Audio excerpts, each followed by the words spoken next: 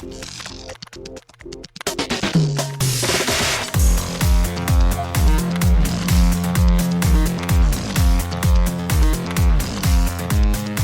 and welcome to Too Fast, Too Forever. There's all kinds of family. We chose this one. This is episode 137, Universal Soldier Day of Reckoning from 2012. I'm Joey Lewandowski. I'm Joe too, and this episode's brought to you by Pixel Soldier Memory on play-games.com. Pixel Soldier Memory, that's a tongue twister, is the latest game here on playgames.com, and you can find it in the Minecraft games category where many games are waiting for you to play. Pixel Soldier Memory. Well, shout out to Pixel Soldier Memory and playgames.com, and welcome to the show. After the break, we're going to be talking about the fourth or sixth or third, we'll figure it out after the break, movie in the Universal Soldier franchise. Not the first one, but one deep into the franchise. Extracurricular activities. Joe, what have you been up to since we last spoke? Remember, we were watching Amazing Race. Yes. Mm-hmm. Spoilers for a 20-year-old reality TV show. We were watching season 2, and I was telling you about, there's a really douchey guy, and he's there with his ex-wife, and she's totally hooking up with a dude on another team. Is this the dude who said he would punch her in the face, or no? No, that's a different guy.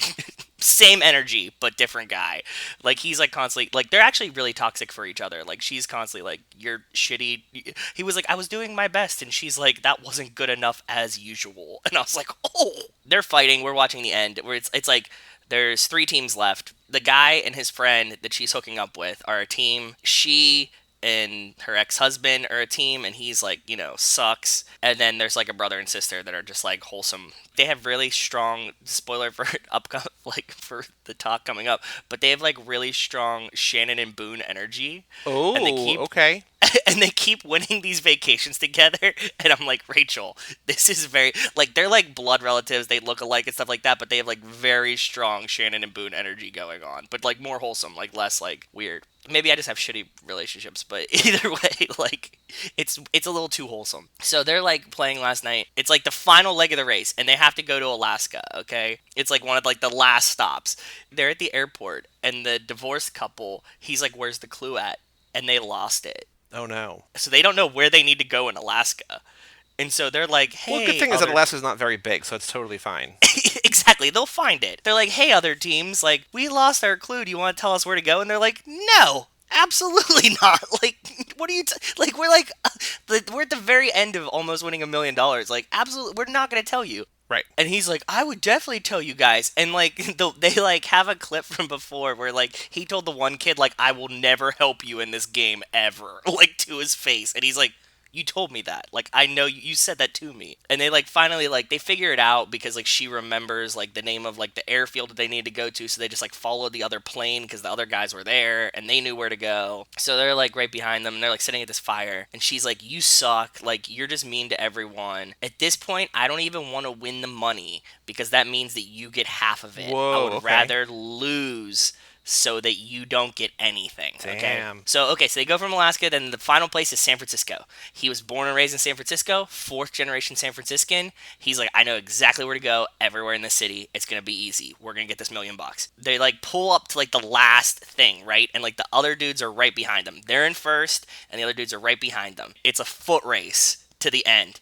And she sandbags them, and the other dudes win. Wow. She doesn't do it on purpose. She's I can't keep up. They're winning. And, the dude that she was hooking up with, wins. And he was in front of them. It was he was in front of them. They're in between him and her. And, you both have to arrive at the finish line. They lost. And it was awesome. It was glorious. Oof. Rachel and I were really happy. It was a really fun, dramatic ending to that. But I was dude, she threw it. She had to have, right? I would imagine probably. The true hallmark of this is that she did it so subtly in a way that you don't know for sure. And she kept saying, oh, I don't think I can beat them in a foot race. She kept saying this to him, in the car. And then, it became a foot race. She was I don't think I could do it. And she's, slow jogging. And he's, running, right? She's I don't think I could do it. And, you see the dudes come around the corner and just, blow past her. And she's oh, man. She even hung in there till the end. I was man, that's some good karma. That was awesome. Good for her. I made some pizza dough. I'm going to eat a pizza tomorrow. That's about it. I went to a wedding on Saturday, an outdoor wedding, which we recorded early Zoom on Saturday. One. No, this is I zoomed at the wedding, but it was a real wedding. Tell me this story, because when you left, what you cut out, I'm sure, or we stopped recording. You said, I'm going to this wedding, and there was something about Zoom. So the bride-to-be messaged me and said, here's my Zoom login, thanks for helping. And I was what? And she said, did my husband, I will keep names out of this, did my Okay. husband not tell you? I was like, nope, this is news to me. She's like, oh. I'm like, I can do whatever. Like, I'm not worried about this, but like, do I need to bring anything? And she's like, no, no, no, we're good. I was like, okay, cool. I wound up using my phone, but so they did the wedding through some wedding planning thing called Zola, Zola. I think I've heard of this before, like on a commercial or something, but okay. What's cool, I don't know, I mean, I'm sure I've probably RSVP'd through Zola to some wedding before, whatever, right? But like, what's cool Yeah. about this is that in pandemic times, they give all couples unlimited Zoom access. So like normally Zoom has Oh, the cool. 40-minute thing, so like this was just unlimited. So the wedding was supposed to Oh, start very cool. at like the ceremony was supposed to start like 3, it started closer to 4, but we had just set up my camera or my phone with the Zoom. Like on a tripod kind of thing. There's a tripod, yep, and I had attached it there, and I was bringing it around, and like one of our good friends who lives in California was there, and we were talking to him for a while. He and his wife were in a car going somewhere, I guess. And then we were talking to other people in there, and then the ceremony happened. So I just set it up like I let her walk down the aisle toward the groom and my friend who officiated it. And then I just set it up like basically at the front of the aisle, so you could see the three of them at the altar, or what was, it was just under a tree. It was like a nice little area Good under a tree. moves. As they ended, I got up and I followed them out, and then we set it up, and like they were able to talk to the people in the Zoom for a little bit, and then we had the Zoom set up for Reception. no, for the photo taking, so they could see photos of like groups of people Oh, that had cool. taken, and then I shut it down because I'm like, look, you've had my phone for 2 hours, Zoom people, like that's enough. Like I need my phone back. Yeah. But the reception, like for this was kind of it was a socially distanced outdoor wedding. There were probably about 35 people there, I would say, including the bride and groom. The chairs set up in twos, so I was just in the front near my camera. Like basically my plus one to the wedding was my phone because I had to man that. But it was really well done, really nicely done. What was actually really cool about it was the bride is Indonesian, and so the food was a combination of great deli sandwiches from the Ooh. town where the groom grew up, and then what I Okay. had was pastrami and Swiss sandwich, and then she had sort of catered like pre-made boxes of Indonesian food, which was delicious. And I don't know exactly what I ate, but it was all very good. And Awesome. there was like the kind of the mixed box of the meal, which was either to get beef or veggie, and then also there was like a little box of like desserts that was just like 4 or 5 different like tiny little bite-size Indonesian things. So I don't know what I ate, but it was all good. The wedding was well done, very nice, and Cool. safe too. Like nobody, I didn't feel unsafe there, which was the good thing. Like everybody was pretty much respecting the masks or the distancing or whatever, which was Awesome. good to see. Also, big Spelunky 2 news. I told you this yesterday, but I beat the Yeah. game the real way, the hard way, legitimately. Not that the last time was not legitimate, but truly legitimately. So as of like Monday night, I had like 5 things left to do in the game. Okay. And one of them is like this complicated thing where you have to like, it's maybe the hardest thing to do in the game, or one of the hardest things to do in the game. That's not, beating the game on 99 levels or whatever, right? I got further in that than I ever had, but I didn't really finish the thing. So it was good, but it wasn't like I still had to keep doing that. But then yesterday, like in the span of an hour, I beat the game in under 10 minutes to get one trophy, and then I beat the game the hard way to get another trophy. And so I had like 5 things on my to-do list, and I knocked out 2 of them in an hour. So the other 3 things I have left Cool. are all tricky, but nearing the end, sort of Spelunky, which is good because I have put in a lot of time over this past It five, seems five like weeks or whatever. I'm glad you're good. I'm glad you're still chugging along, brother. Yes, for sure, and I am still loving it, and I'm still enjoying it, which is the important thing. It is. That's the most important part. I watched a couple movies, nothing really to report on. There's a couple movies that I really want to see that are on Netflix. There's a new Aaron Sorkin movie about the trial of the Chicago 7, which I want to see, but I have not seen that yet. Ooh. There's a Okay. new movie on VOD with Dylan Galula, who you might know as Zan, like the sister from Kimmy Schmidt. Oh, yeah, yeah, She's really funny on Twitter, and she's just like a really cool actress. She's the star of a new movie called Shithouse, which I want to see. So there's movies that I want to see that I will report back on, but the things that I saw were good but not great. Nothing really worth taking up valuable time on. The one thing I do want to talk about, though, What? is our Patreon poll. Okay. So I don't know what we wanted or what we expected, but what we got is not what we want. So we have 8 votes right now, and it is exactly a 50-50 split. If people have not listened to the last episode, we asked people who support us on Patreon to vote if they wanted us to do Lost or if we wanted to Yeah. switch over to this new other TV idea that I will not detail here. It's all a secret on Patreon. Essentially, what you and I wanted was definitively one way or the other. Just a swing. Just it didn't matter which. We got the worst possible outcome. It's 4 for 4. We still have a bunch more people who could vote, so we have a little bit less than 50% voting right now. So if you've not voted, this is actually crucially important for you to vote because like I genuinely it feels like they always say that like the best compromise is one where nobody is happy, but like this is bad. Like this is not. I mean, it's not the end of the world, but it's just like guys, It's like not good. what do we do? Do we like alternating feels like the worst idea. Like The that's alternating gonna be, is the absolute worst idea. that's gonna be Yes. bad. Like what do we do? I don't know. But yeah, anyway, go to Too Fast Too Forever to toofast2forever.com to vote if you have not yet, because Make sure like two of you go and just keep tying it, just to make this impossible for us. well, we have That'll some be really email fun. updates about this because we got a couple comments and stuff on them. So I will Okay. share that with you soon. But like, I don't know what I said this to you. I was like, I don't know what I expected, but I was hoping it wasn't this. This is all I was hoping for. as of the time this comes out, there's still I think 4 days to vote, maybe so 4 or 5 days to vote. So do that thing because Yeah. on Tuesday when the next episode comes out and we record the episode after that or whatever, we are going to need to Plan. figure out. Yeah, we need to watch a thing, right? So Yeah. one way or the other, we need to know what we're doing. So please go vote if you have not yet. toofast2forever.com. And speaking of toofast2forever.com, shout out to Cassie Wilson, Jake Freer, Ben Milliman, Nick Burris, Alex Ellenin, Justin Kleinman, Brian Rodriguez of High School Slumber Party, Haley Gerbies, West Hampton, Christian Larson, Jerry Robinson, Dan the Duke Hayden, Renato Di Donato, and Jessica Collins, aka Montez, for supporting us over there at the $5 level or above. Thank you all so Thank very you. much. Thank If you want to vote on this mystery poll, one way or the other, I mean, I guess this means that, like, neither idea is better or worse than the other. It's just personal taste. So if you want to know what we're talking about, even $1 a month gets you voting rights over there at toofast2forever.com. Also, swag and merch and all that sort of stuff, and our undying love and affection. Plus, at the right tiers, you can pick things for us to watch. So that's pretty cool. So, It is pretty cool. toofast2forever.com. And you could pick something that's not one of these things. Yeah. Truly. And we have to. We'll actually do it. You won't even need to vote. We also have an email address here on the show, family@cageclub.me. If you don't want to support us on Patreon, if you're not able to at this time, then it's totally fine. Send us an email. We'll love you that way, too. Yep. But, Joe, we have a handful of emails today. Jerry sent in a car picture, which we'll save. Cool. But Jerry also sent in an email called Fuck Houston. So I'm assuming this is going to be about the Astros, but let's find out. I have a guess. Yeah. Go ahead. Hey guys, it's been a while. Hope everything is good. Last time I wrote was about Ileana and I moving into an apartment in November. We decided to cancel that and go for a house. Ooh.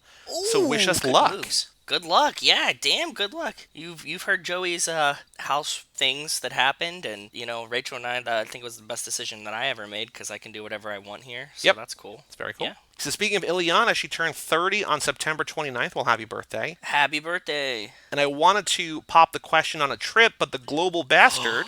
So instead, we went out to a place called Yard House, lots of beer. Ileana. Yes, I know Yard House. Yeah. I've heard of Yard House too, I think. Ileana was Yeah. upset the A's were eliminated by the Astros. I'm with you, Joe, too. Fuck them for that scandal and not getting a heavier punishment. Yep. Agreed. Title should have been stripped and vacated. The whole organization should have been suspended one season and automatic wins to the opposition. For example, 3-game series with the Pirates. Pirates get 3 wins by default. No wins at all for what they've done. Sorry if that's aggressive, but not sorry for the Astros, so I'm going to anyone but the Astros and Dodgers since I'm a Giants fan. Those teams get eliminated. I'll be satisfied. That's all I got for now. Be fast and never last. Well, That would have been the only 3 Pirates win of the season.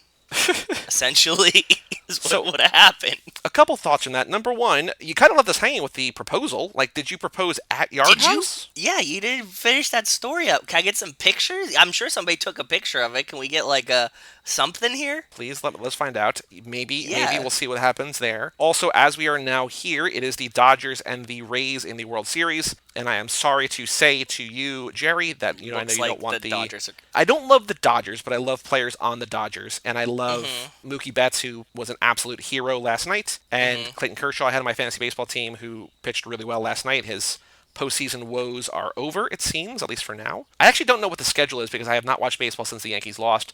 Not really sour grapes, it's just like, I just kind of don't care. Yeah. I get you. I have a different perspective on it. I don't want Tampa to win because I don't want Tampa to have the Stanley Cup, the World Series, and Tom Brady this Ooh. year. I'm very against Tampa winning the World Series, even though they have former Pirates, which is great for them, and I have no problem with the Rays. I just don't want a possibility of that happening, and I'm not even saying it. And there's no Tampa basketball team, right? I mean, the Orlando just hosted all of these, so I mean, it's not Orlando and Yes. Tampa, not the same thing, but Florida just hosted every basketball game, so yeah, all right. Exactly. City of Champions, there's one City of Champions, and that is Pittsburgh, Pennsylvania. Thank you very much. I was going to say I thought it was Boston after the way that Boston No, dominated no, for a no, no. decade. Basically, That's oh okay. 05 to 15 was like, or oh 04 to 14 or whatever was like, Oh, Boston won everything. oh, I didn't send you this thing I saw last night. It was like, it was so cool. I'm gonna send it to you.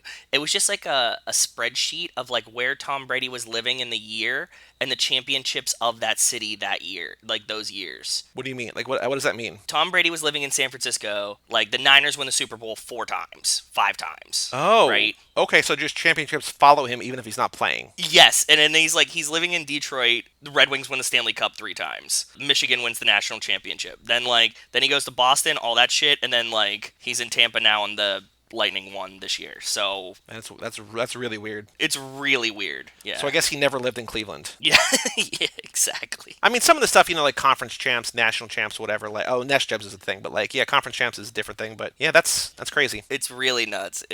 I don't like it. That's my last thoughts about that. Wow. Yeah. So, congrats, Tom Brady.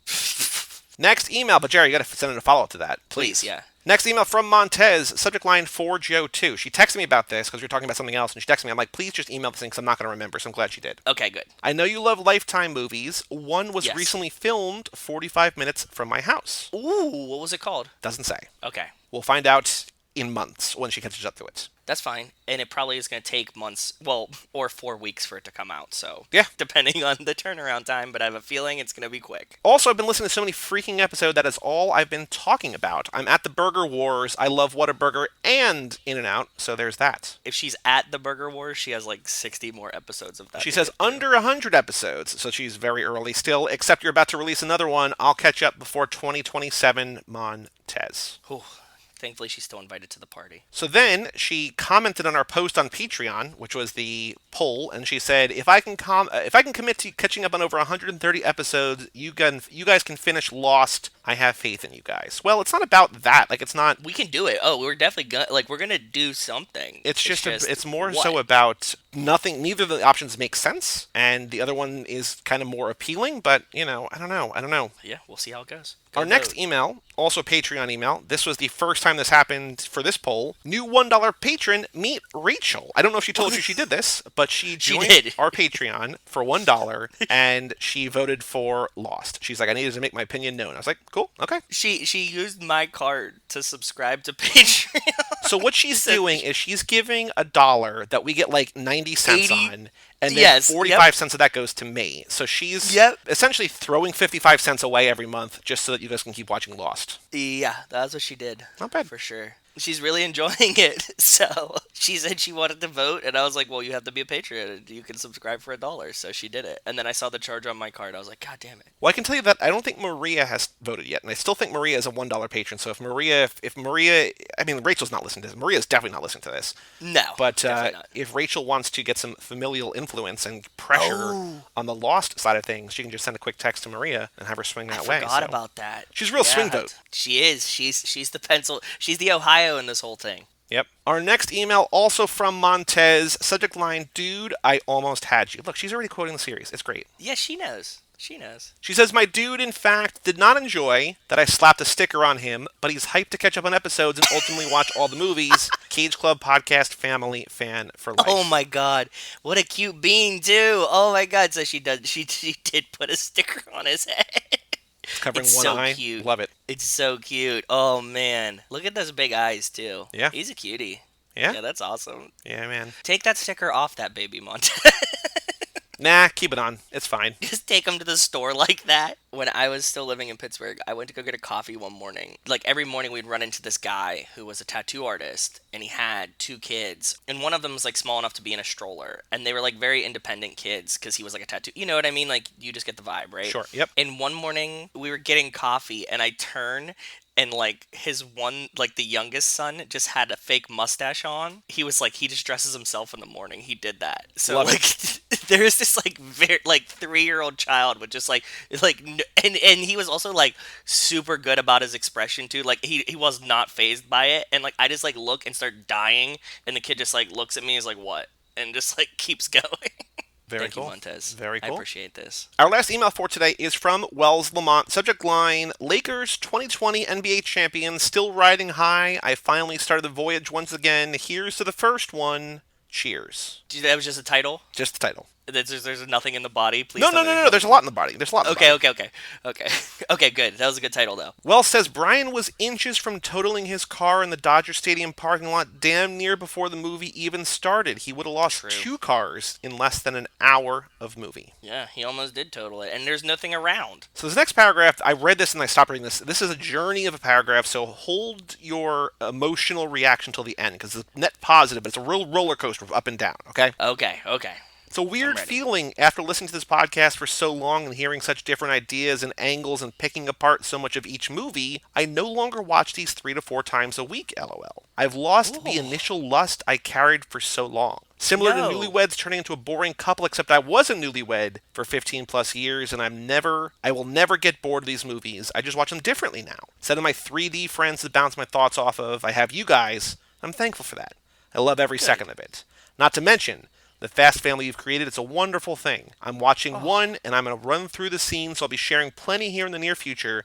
It's how I do my best work. Good. Yes, that was a roller coaster. But So I'm I was like, glad, oh no, yes. we ruined the franchise for him, but in the end, it's like, no, you made it better, so. I get it. I get it. You watch them through a completely different lens now. Yeah. I mean, you've heard like we've definitely changed how we watch them for sure. So Yeah. Why does Ja Rule and the Asian homie even want to race Dom in the beginning? Is the respect and getting the win more important than money for them too? I'm all for going up against the best to see what you got and to prove yourself, but not when there's money on the line. I'd rather race not the best there is. Yeah, fair. yeah, take the easy win for too large. On Brian's podcast, on High School Slumber Party, he recently had Okay. on John Harden, who was the guy who got married that I went to the Zoom wedding for, that I was pestering at Brian's wedding. I was like, hey, invite me to your wedding.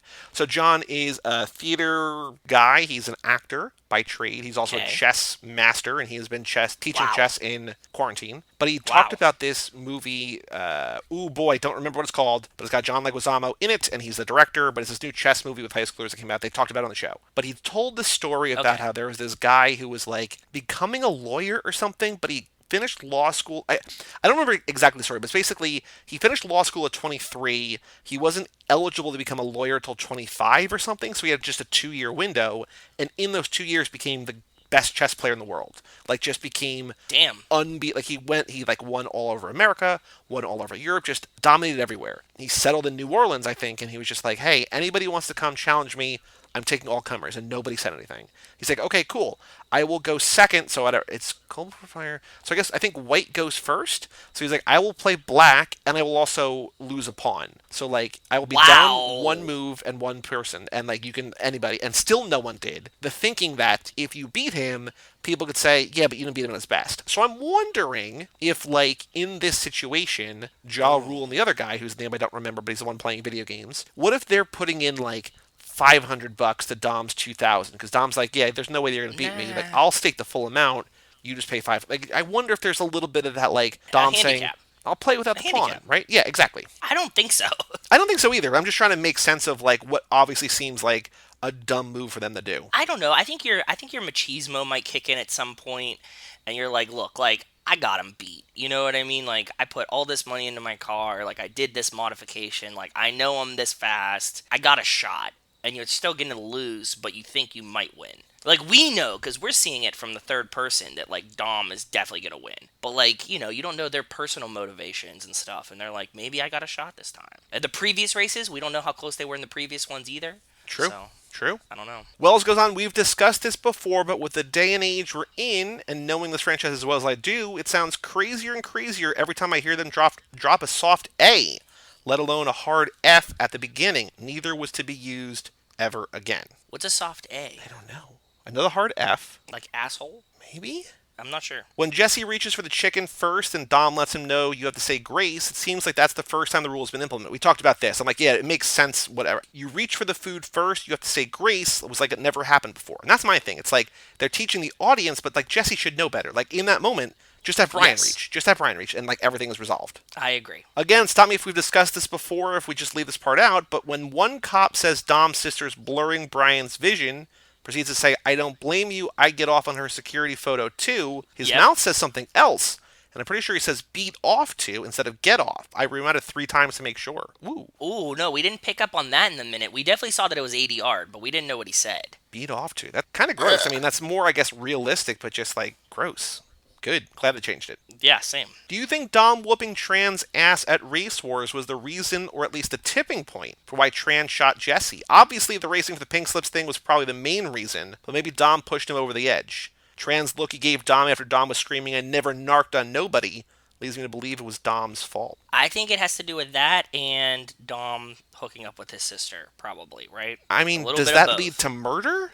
Who knows? I don't I guess know. the other question is, did they mean... There's some strong tension. I don't know how you could do what they did, and the answer is no here, but did they mean to kill Jesse? Or did they just want to Yeah, they intimidate did. and, like, shoot up a car? No. Because it feels like Jesse's with not Dom... in the car. Dom scrambling down the hill and like Mia just screaming on the porch, like they could have aimed. I know they're driving by, but like it feels like they could have aimed better. I don't know. Like I wonder. Well, we saw them hitting every car besides Brian's, so your theory So kind they're bad shots. Yeah. they're really, really bad when they're shooting from motorcycles. Well, that's just what I'm wondering if maybe they weren't aiming to kill, because it does feel like there's bad blood. And we know there's been bad blood, that Dom slept with the sister, and, business deals Shot up gone his sour car. and beats up Johnny in public, and then Jesse ostensibly almost like, it seems like maybe he steals a car from Johnny, whatever, right? Like, all these things add up. But murder? Murder's a step. It's a bit of a jump. Yeah, I agree. I don't know. What did Dom do with dead Jesse? He had to skip town, so what could he have done? I wonder how Jesse's dad took it. Maybe Jesse's dad's the voice in Hobbs and Shaw. Woo. Maybe he's no niece to niece. Ooh. They leave me still with so many questions. How cool would it be if Justin Lin brought it back around and gave us closure? I want it so bad. And if you're listening, Justin Lin, which I think that you are, tell us who the fuck No Niece Denise is, please. Well, we have news on that coming up soon. We do. Just finished the movie. I'm going to pop in 2 tomorrow, but that'll be a separate email. Okay, bros, until next time, peace, anus, you anus piecers, winky face. Peace out, you anus piecer. Yeah. Thanks for writing in, Wills. I appreciate all your takes always. Yeah. Glad to hear from you, brother. If you want to email in family@cageclub.me, thank you all for doing that, especially Montez for, Yeah, seriously. doing that thing, catching up. And slow Lord's down. work. Take a break, man. Yeah, well, Put some other stickers on your baby or something. Yeah. Just take a break. All right, Joe, on the streets. News So about the much Fast and news. Furious. So Got much news. 3 things. This day just blew up. So the first one, the big one. Start with the big one. We'll work our way down. They confirmed what they had rumored for a while. There's going to be 2 more core movies after 9. So they're going to release 9 in, how many, like 7 months? 6 months? 7 months? At the end of May, right? Memorial Yes. Day. They're going to release Memorial 9. Day. After that, there are going to be 2 more core movies, both of which directed by Justin Lin, which is very exciting. Yes. That leaves open the table of spin-offs and more Hobbses and Shawses. Yes, that's true. And like Letty we were Led. theorizing Yep. that 10 we don't have this confirmation yet, but because there's 2 more after 9, there's a good logic that 10 is split into 2. Yes. Because they said they were going to do 10, and now there's 2 more after it, 2 more after 9, which means 10 and 11, but really 10 twice. All the news things are reporting it's ending at 11, but like a while ago we had heard that it was going to be 10, might like be you're 2. saying, 10 like Breaking Dawn or Sopranos or anything Yep. that ends a Yep. thing and split into 2 parts. Nobody seems to be reporting that, even though, because like that was the thing, people are like, this isn't news. Like people are either freaking out or they're like, it's not news. It's like it kind of is. It's kind of like confirming that there are 2 more is big, because we always heard that it was going to be 10. Now that there's going to be 10-1 and 10-2 or 10 and 11 something, right? Like that's news. I'm excited that we get, even if it's 1 movie split in 2, that we get 2 more. That's Yeah. cool to me too. Yeah. Also, we got smaller news today that Shad Moss, aka Bow Wow, aka Twinkie, is going to be in 9, I guess. I don't know if they're doing reshoots. I don't know what they're doing, but But apparently he tweeted that he was working on Fast 9 today, and he's excited about it. So, yeah, so that's interesting. We get Bow Wow back. That's cool. very cool. Shout out Twinkie. One other bit of news that I saw that was not exactly Fast and Furious, but it is adjacent as a movie we covered. David Gordon Green and yes. his whole Danny McBride, Jody Hill duo, partnership, team, whatever, are going to team up with Seth MacFarlane, the brainchild behind Family Guy and all Yep. that sort of, all his many, many projects, to do a Smokey and the Bandit TV series, which is pretty cool. Yeah, that's going to be awesome. And actually, the article you sent was like, I laughed about it. They were like, the 2 people to play the bandit, it was somebody's opinion in the article. It should either be Danny McBride or Ryan Gosling. And I was like, did we write this article? Yeah. That would have definitely been our 2 choices. Right? Seriously. Driver or Danny McBride. Yeah. Perfect. And what I said to you was that, Danny McBride already had a series called Eastbound and Down, and now the song Eastbound and Down from Yes. Smokey and the Bandit. Like, it's crazy that, like, he just can't get away from that, I guess.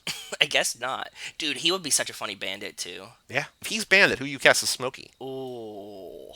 And also, I don't remember the other character's name, but the truck driver too. You need another guy. Maybe you do like a Walton Goggins. Maybe like they keep going with the vice principals thing that became the Gemstones thing. Like, right? Like he could fit in that That's world in the genius, Southern dude. thing. Yes, you nailed it. I think that's it. And they just make like a skinny Smokey and a really chubby bandit. It's just Danny McBride. Yeah. It works. It works. That really. Or John Goodman. Okay. Right? Because he was in Gemstones and he looks like Smokey. That would be a great fit too. True. But I like you're making him like younger and skinnier, and that's funny too. Well, especially because like Walton Goggins, I knew him, whatever, from Justified, which is set in the South, set in Tennessee, set in Kentucky. Hello, set in Kentucky, and so it would be cool to see him back in that kind of groove again, right? So, I mean, he could do the accent, so yeah. Yeah, that would be really cool. Good call. Wow, that's interesting. And then who plays the girl? Who plays Sally Fields? Well, I mean, if you keep the Gemstones thing alive, you could do Edie Patterson, who is the crazy sister. But except that's not, I don't think that she fits. Yeah, I don't know. I got nothing on Sally Fields right now. I was wondering if you had something. That's all I was asking. I didn't even think about it. I just thought of Walton Goggins off the jump here, like just kind of out of nowhere. I'm trying to think now. Who would you cast as like she just needs to be beautiful, right? Somebody with chemistry, like. You cast Gosling, then you put like I know you're gonna hate it, but you put like an Emma Stone there because it's like that, or you put the Sad Queen or somebody. You put like a character, like the Sad Queen. Michelle I thought the Williams. Sad Queen. Got options. Oh, you got God. options. If it's Gosling and Emma Stone, I'd blow my brains out. Oh, Joe, good news. So They cast miserable. Ryan Gosling as Bandit. Oh, nice. I'd be like sick. They cast Emma Stone as Sally Fields. Like, Also, it's half a musical, and it's about making a musical about Smokey and the Bandit. Fuck me. If nobody knows, I hated La La Land. That's the go joke. listen to the first episode of Boyfriend Material where Joe is hate that movie. very angry. Any other news? I mean, I sort of No, shot that's the all wad I there, but any other news that you have seen? No, it was a big news day week for sure. So 24 hours, because the first news broke last night, so it's been crazy. I mean, it's gonna be a couple days old by the time we get here, but yeah, man, crazy. we posted it. It's up. If you want the latest and greatest, just check out Too Facebook, Fast, Too Twitter. Forever, anywhere, right? So yeah. Yeah. It is now time for the Ana Lucia Cortez, Leticia Ortiz Lost 4 Minutes, the penultimate episode in Season 2, 3 minutes.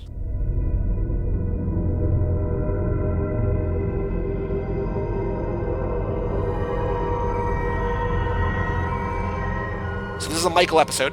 It is, and it's a weird Michael episode because we start flashing back to the island, not to the flashbacks. Which is what you were asking, but it's not entirely satisfying, I don't think. Because you were like, are we going to see, and it's between 13 days ago and today, and that's it. Yeah. Which is okay, but it's also a little bit like, oh, okay. And they kind of mix it in a weird way because kind of the same thing is happening now, so I get the idea of it, but it was like kind of confusing to me. Like, I would forget like which part we're on. It's like Michael has a gun, and it's like, okay, Michael's like going away, and you're like, okay. I'm like, is it this time or the last time, and like what was happening? But we kind of revisit the episode where like Michael runs away with the gun, and they get kidnapped. Kate gets kidnapped, and then they have to negotiate with the guns. Now, there is a reveal in this episode, in that scene, that they had kind of hinted at, alluded to, danced around, but not confirmed. Although it's not really necessarily confirmed, but I will let it play out a little bit more. But did you notice anything in that scene of, not really a major note, but minor note, or no? With the text on this computer screen? No, when, at the kidnap scene, when they're in the fire circle, when Kate's bound up or whatever. What's her name? The woman that was holding Claire hostage is there? Kind of knew, I mean, we knew that she was with them. Yes. But there is more to that. Something that I'm not saying? Yes. Which I don't know She's if like, it's how's news Claire? or not. How's Claire? How's the baby? Look, your friend. Like, she's like kind of working against them a little bit. Well, a little bit that, but there's more to it than that. I don't know what you're getting at. She is Russo's daughter. I thought that I said that was my theory all along. So when she was cast, Tanya Raymond, who plays Yeah. Alex, they were cast her as like young woman or like brunette woman or something, but her name is Alex. So they finally, I think for the first time, they said her name Alex on this show, and we knew that like Russo was like, Russo's where is name... Alex? Donde está Alex? Kia and Alice, whatever, right? So yeah. Okay, so like that confirmed it, but in my head, she was already Russo's daughter, anyways, right? Like, okay, so my theory was right, and as much as I was just continuing with it in my head, it has now been confirmed. Yeah, like it's not. Perfect. I don't think it's really like there's not a Like a lot of young people on the reveal. island, right? So like, And she's like, why would she be working against them and also look just like Russo but younger? And like, yeah, yep. it makes too much sense. So Michael's like, now he has this like list of people that he has to bring back because like they tell him like you can't get Walt back unless you bring these four people back, and it's like Sawyer, Jack, Hurley, And Kate. and Kate. And so he goes back, and in like the worst possible way, he has to convince just those four to go. So they're like, okay, we're gonna. He's like, we need to go fight them now, like us four. And Hurley's like, dude, my girlfriend just got shot. Like, I'm good, man. And he's like, no, you need to go. Like, we must go swimming right now. And he's like, no, man, like, I'm good. And then, like, Jack's like, well, why don't we get, like, everybody to come? And he's like, no, Jack, we can't do that either. And he's like, okay. And then, like, Sawyer's like, dude, why don't we get, like, Saeed to come? And he's like, stop. Like, we can't keep adding people. We only need to add Hurley. And, like, it's this really weird thing that doesn't play right. I would have seen right through this, right? Like, and all of a sudden, Jack starts taking orders from Michael. Like, bro, he wasn't taking orders for shit the whole time. He's always like, it's my way or the highway, and like, this is what happens. And like, all of a sudden, Michael's like, no, we need just these four people to go on a hunt to like fight 20 of them. Like, no.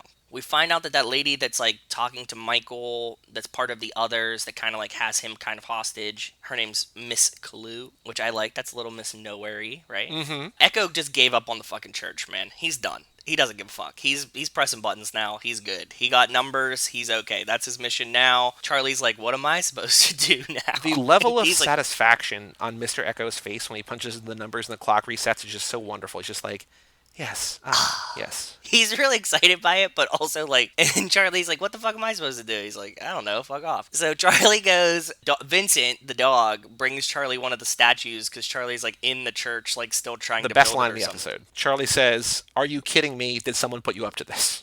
Yeah, to the dog, right? And the dog's like, no, here's the rest of the heroin, which they need because they need drugs for Jack, even though Sawyer has him in his tent, whatever. And Charlie just decides to just chuck them all in the water. Yep. He just throws them into the ocean. I like Charlie. I'm pretty sick of his only character trait being heroin addict. So, like, him chucking them in the water, I hope that that's symbolic, that they're just, like, gone.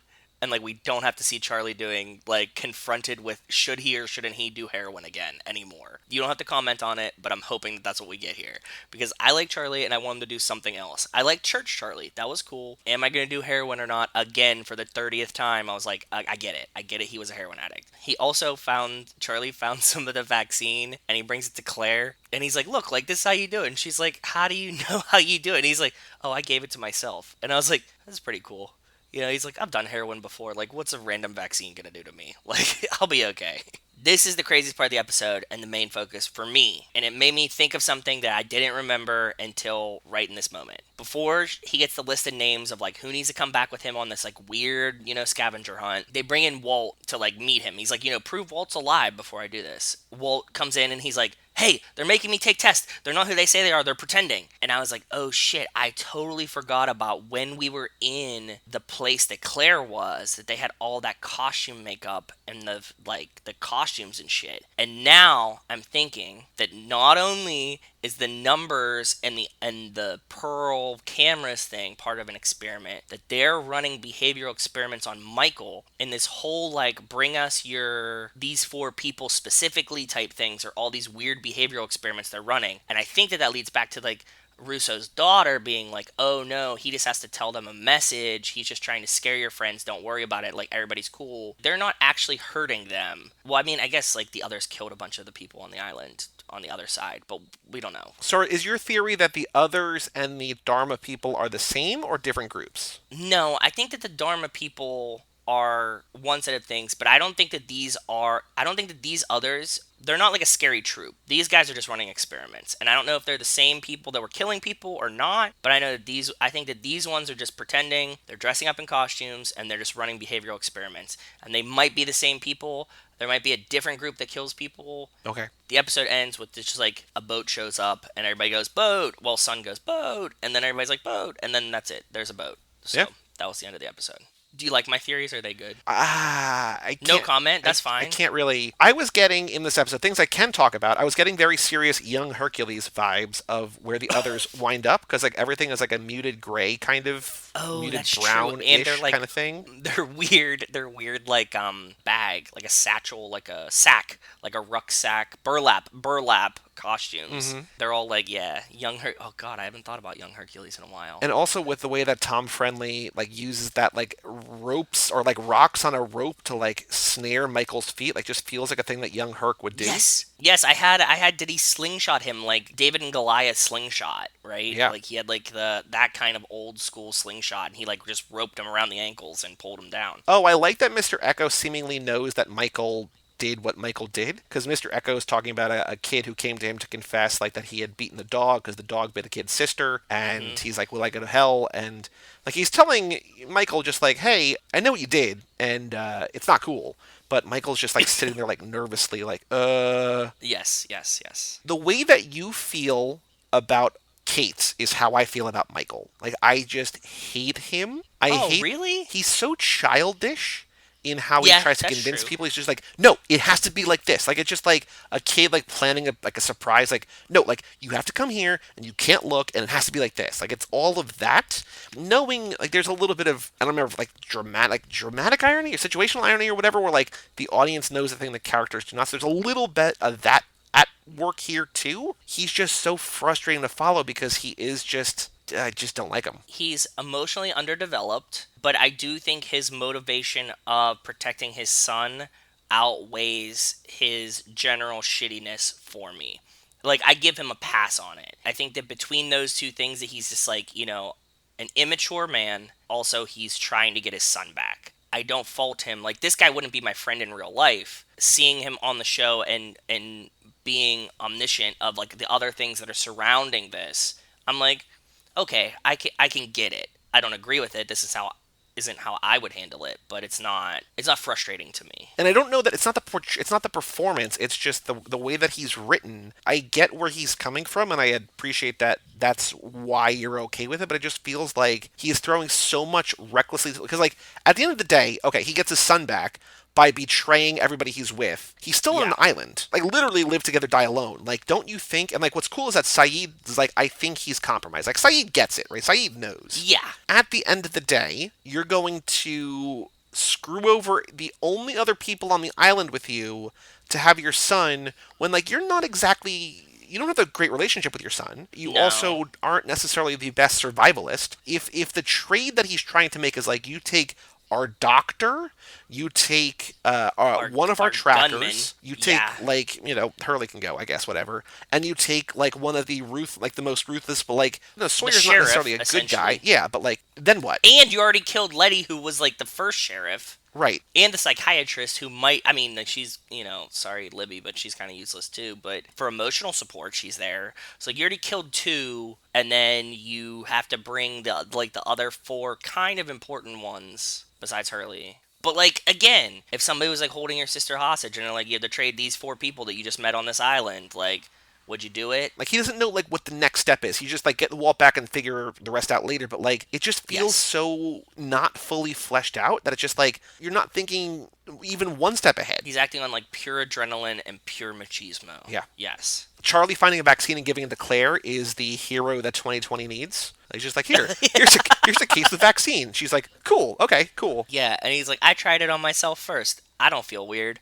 There you go. It's like, okay, cool, yeah. Sawyer saying to Jack, talking about Anna, he's like, I didn't even know her last name. And he's like, I screwed her. I was like, oh, that's what you're talking about, from the Lost panel. Just like, if this was not on ABC, they would have said, like, I fucked her. But he's just like Sawyer just saying, I screwed her, Anna Lucia. It's just like, oh, there's no punch there. Yeah, it's such useless information. He's like, I just told you because you're my friend. It's like, but why did he need to know that? She's dead. Yeah. Thanks, man. Like, I fucked that one girl. No one cares. Like, why? Okay. When Michael sees Walt, when they show him Walt, what Walt says is they make me take tests. What does that mean? Like it just feels like I'm already, like, way deep in my theory that this is, like, a biological experiment. So the make me take tests. Like I think they're making him take behavioral tests. She asked him like some really weird questions, Miss Clue. She's like, was he ever somewhere he wasn't supposed to be, and like when did he learn to speak and stuff like that. So they're like some kind of weird aptitude test, I'm thinking. Walt is special, right? Is he? They had the whole episode. Yeah, Locke had one that he was like, could you see this too, and like this kind of stuff. That one, is that what you're talking about? When he was like, when he got angry, the bird slammed into the wall. Like Walt's always had like funky stuff going on. Like Walt is special. Like they talk about Walt being special, and so like I don't know if they're just doing biological tests. I don't know, what, but like yeah, things are not what they always seem with Walt, and they've hinted at that in the show a couple times already. I vaguely remember this. Last episode we talked about, you said that we got another Anna funeral. I don't know if you actually meant funeral, because like the Anna funeral is in this episode. No, I just meant like we're gonna like they're gonna get one. And he put like her eyes closed at some point. So like I didn't know that they were gonna do a real funeral, but they did do a real funeral. Also, Mr. Echo being like, I'm good on the funeral things. Take care of it. I'm pushing buttons now. Bro, you're like the one priest on the island. Like you don't want to come like do the funeral for us? And he's like, No, nah, I got I'm good. buttons. I got buttons now. I'm happy in here. This is my bachelor pad. We're cool. I was like, Yeah, okay, Charlie's like, yeah, man. bachelor pad, just like, oh, like I don't know if you know what that word implies, but yeah, he's just like, yeah. But Mr. Echo isn't really a priest. He was like a thug anyways, so like he just hasn't admitted that to anyone else. Like we know that, so like he probably did have a bachelor pad and just was like in the Congo slanging drugs and hooking up with women. He was screwing them. Screwing them. I love Mr. Echo. Like at one point, Mr. Echo was my favorite character on the show. Like I absolutely love Mr. Echo. He's cool. I think he's super just a cool, like unique take on a kind of character that we don't normally see. And he's like supernatural and stuff too. That's cool. And then just the funeral that Anna gets is short but sweet. You know, she was a woman of few words, and so I will keep it the same. And rest in peace. And so I thought it was a nice sentiment. I think that their cemetery's a little close to the beach. Like, aren't you afraid that like some water's gonna wash up and like wash these bodies away? I was like, you guys could have done a little bit better job. Like, go inland just a bit. But I guess maybe the animals might get them. I don't know. You should have really planned this. Why couldn't we have called somebody in that was like more of an architect? Maybe Michael. Michael's got other fish to fry. Michael's got issues. Apparently, yes, he does. But I think that's all the notes I have. The next episode we're doing is the season 2 finale, Live Together, Die Alone. I don't remember what happens here. Again, we've been on a real run with Lost, and I feel like it's going to continue because these episodes are all good now. So looking forward to it. They are good. I'm enjoying it. Like I said, I just hope Charlie stops fucking around with like heroin. Like I hope the heroin, like get rid of it, or just like him be like, I denounce heroin. Can you please, sir, just say, I denounce heroin. Locke sees him throw it into the water and like smiles about it, right? Like Locke knows what's up. That's the closing point. That like now Locke can trust him again because he sees him throw it. But I'm saying for like our sake. And also at the funeral, Claire grabs his hand, so like they're maybe together again, or maybe just in that moment or whatever. But they're angling for new stories for Charlie, which is good. Good, hopefully. So we have at least one more episode to talk about, or 70, depending on what you want. TooFast2Forever.com. Go vote for that thing. Yes, please. But the final thing to do, Joe, before we take a break and talk about Universal Soldier, is to talk about the Fast and the Furious minutes. And I realize, I don't know that I could have done this, but I had a moment in naming this minute. And I named this minute, Their Eyes Were Watching Dom. Because there's a book called Their Eyes Were Watching God by Zora Neale Hurston, which is a pretty famous book. And last minute, we did the Kate Bush running up that hill, verbatim, riding up that hill, a deal with Dom, and I replaced God with Dom. And then in minute 95, I replaced God with Dom once again. Their eyes were watching Dom because of the eyes in the tunnel. But I like it. I kind of wish now that I had done all 95 minutes with like a famous God saying references. with the word God in it, but just replacing it with Dom, because like would have been a fun game to play, I think. It would have been hard. It would have got stumped 95 times. We'd have gotten a little stumped. I don't know, but 2 in a row. But their eyes were watching Dom.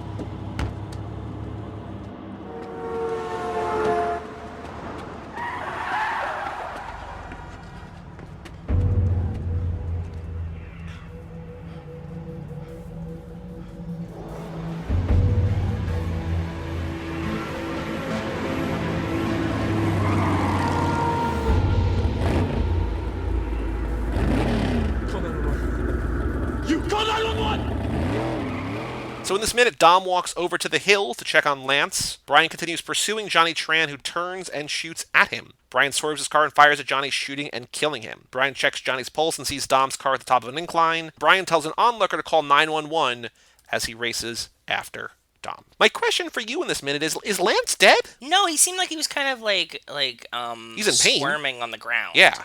He seems like he was just like banged up, but like, he wasn't like shot because Dom just hit him with the car door and he fell down the hill. Which so like he probably has like some broken ribs, probably has like a broken leg or something. He's banged up, but he's not dead. So do you think he'll come back? There's a possibility. Even Johnny Tran, we don't see a body, right? Like he checks his pulse and says call 911 and then runs away. Like we don't know what Brian felt when he checked his pulse. Could be like low. I feel like of the I would think Johnny is dead. I think Lance is not dead, but I think Jesse's dead. Johnny's dead. I think I counted the gunshots. I don't know if you counted, but I think it's either 6 or 7, depending on when they cut, if it's the same thing or not. But no. What if Lance is the voice of Etion and he's just trying to get revenge for Johnny Tran getting murdered? Love it. And he'd be like, what is it? This is a beautiful computer. It's a beautiful machine. It's a beautiful cyber robo-skeleton. Or he's a beautiful machine now. Yeah. He literally is a beautiful... He's like, I'm a beautiful machine. It would be very cool. I mean, it would make sense and also not make any sense, right? So exactly. That's what I'm going for. And the only other note that I made, and I want to hear all about your things that you found, is that it's a deleted scene from 5, so I don't know if it's exactly canon or not, but as Brian is racing to check Johnny Tran's pulse, a black pickup truck drives by that he slaps at. That reminded me of when Hobbs slapped at the truck as driving by. Like it's not like he's not making it go faster with the slap, but he's doing something. He's like hitting it angrily. So yeah, I totally forgot about that. Good call. Good connection. Well, I like that. But yes, you have lots of things here. So what you got going on? I got their guns again, which I've told you about. Easy peasy. Got the car. I like the Fords that pull up that almost hit him that look identical. I got the tunnel that I think I showed you last time. Yep. Exactly where Johnny Tran is laying.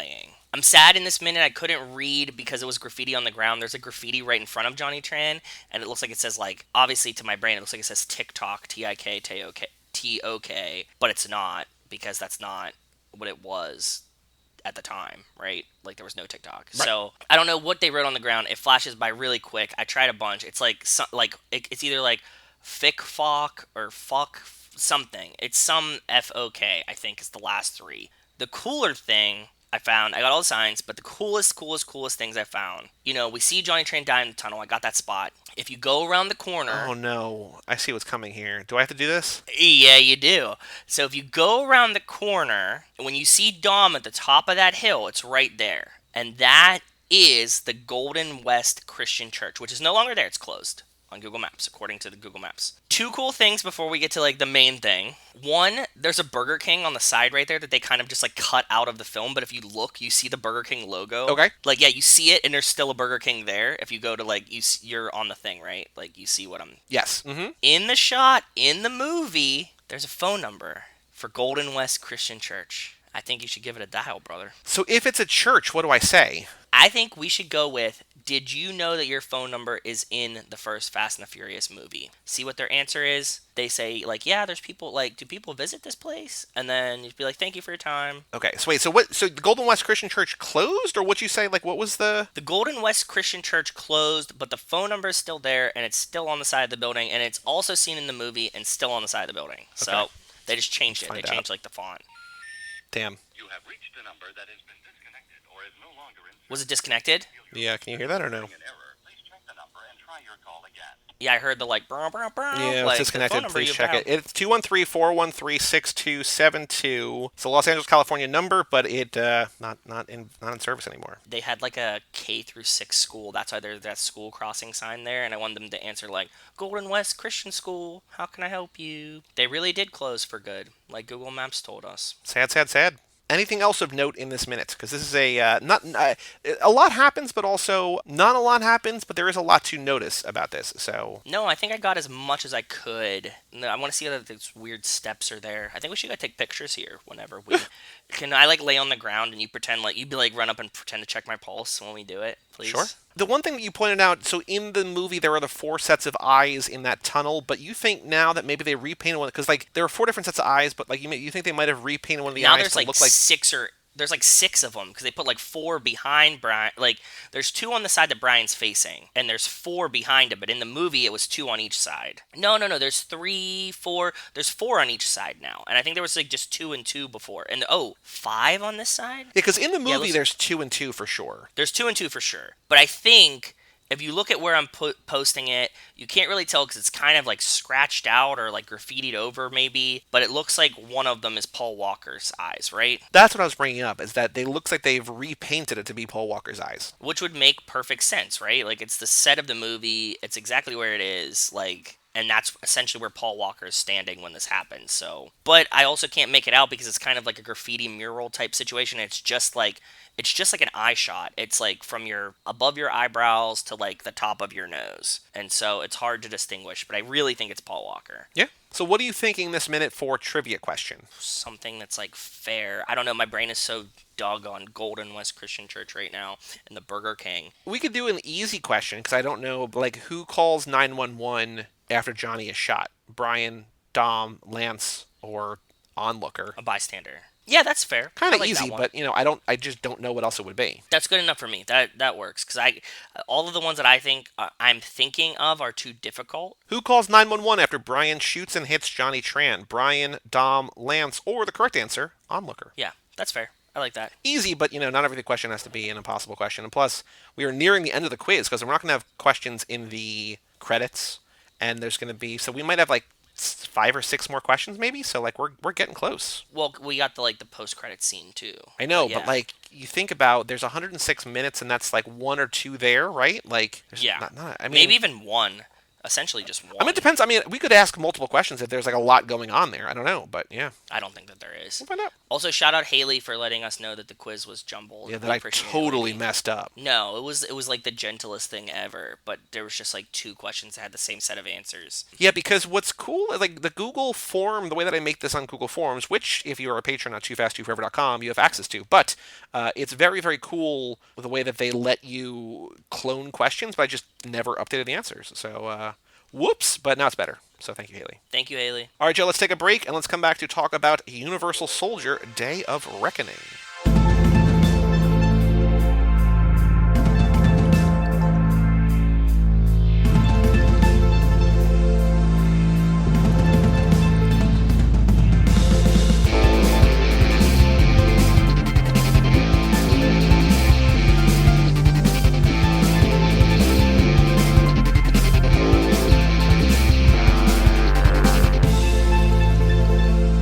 Welcome back to Too Fast, Too Forever. This is episode number 137, Universal Soldier Day of Reckoning. This episode's brought to you by Play-Games.com, their new game, Pixel Soldier Memory. You will see in this new Minecraft memory game, you will find many interesting Minecraft pictures with Pixel Soldier, and your job is to match all the similar pictures in the shortest time, and that means you will have a lot of points to show, and that in the near future, many other boys' games with Pixel Soldier from the Minecraft world are going to continue to appear right here on their website. Well, shout out playgames.com, and welcome back to the show. So here is some background before we talk about, because all I know what you think about this movie is that at some point relatively early in the movie, I think you messaged me, you just said, WTF is this movie? So I don't know if you like this, I don't know if you hated it, I don't know what you thought about it, but at one point you were very confused, to some extent, what we were watching. Is that fair to say? That's very fair to say. I sent over to you yesterday a paragraph kind of synopsis of the first movie. Yes, which didn't help at all. I mean, it did, but completely did it. Not for this movie. There are franchises, like I feel like The Mikester Show, Third Time's a Charm, is all about the third movie in a franchise, and I know that there's been some like weird kind of fuckery in terms of like when movies actually fall into franchises or whatever. So, like us with Tokyo Drift, right? Compared to the Universal Soldier franchise, Tokyo Drift is like a walk in the park.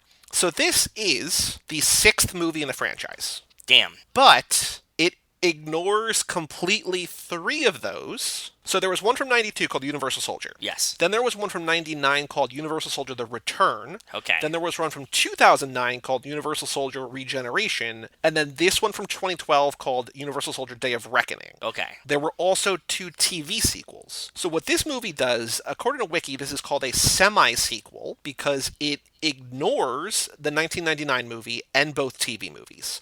So it kind of is a sequel to the 2009 one, because I think it was the same director, I want to say. What they're now doing with, like, Terminator, I think, where it's like, or with Halloween, where it's like, well, we're just ignoring, like, a lot of the sequels that people didn't really like. We're just going back to the things that people did like. Okay. So it's this weird kind of in-between, Yeah. where it's the 6th, but it's really the 3rd, except it's also kind of its own thing. Okay. Because the first one was kind of this action science fiction thing, and this is more so thriller, suspense, martial arts movie. So, like, Yeah. even in style, it's nothing like the predecessor. So I've only seen the first movie. I watched it earlier this year. And that movie is about Jean-Claude Van Damme and Dolph Lundgren are on a troop, like a team in Vietnam.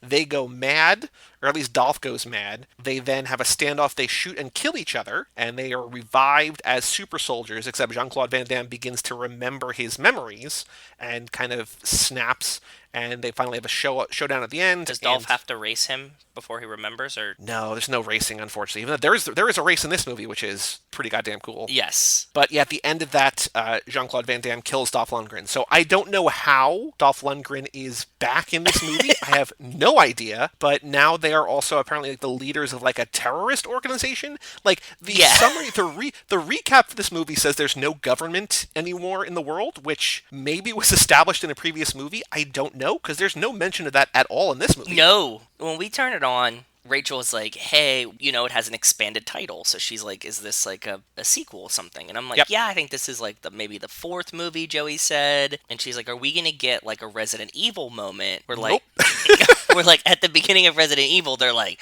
for the past 12 years, like we've been doing this, and this. And we don't get that at all. I don't want to say to this movie's credit, because it's not credit or not credit, but like almost, it seems like none of that matters at all. The only thing in this movie that like I was confused at all by is when he goes to that guy, Mr. Castellano. Yes. And I would assume that in a past movie at some point somewhere, our main protagonist, John, played by Scott Adkins, fuck this dude's shit up and like, mutilated his face and like left him for dead or something, because this guy has a vengeance for John. But I don't know who this guy is. Nope. I don't know anything about any of this. And apparently the dog knows him, because the dog's really pissed off too. That was the only point in the movie where I'm like, oh, a little context here would matter. But essentially, there's just a bunch of super strong, super buff dudes who like get activated, right? And they can just, kill everyone. And regenerate. Yeah. They're self-healing. And they're under mind control. Yes. And they hear voices in their head. Yeah. Mm-hmm. I spent a lot of the time being lost during this movie. And when we finished it, Rachel goes, that was a movie. I actually enjoyed it, but it doesn't explain anything that happened. I guess having a little bit of Resident Evil explainer would be good, but I genuinely don't think it matters. I don't think it matters. Because I had, having seen the original, there's no context. It's just, they were super soldiers. All you need to know is they're super soldiers. And, I don't even know if you need to know that, really. No, I don't think you do. That's the interesting part about, I'm thinking, and I'm like, how could we have gotten here? And I'm like, I almost don't want to know. Twilight, right? Yeah. How did we get to, this weird epic showdown with vampires that gets rewound and played again? I don't know. Does it matter? Not really. I'm totally fine watching this. So yes, I did actually find it very enjoyable. I really don't know. I can tell you the plot of it, why anything happened, no idea. There were some things I did have problems with, but they were just weird things.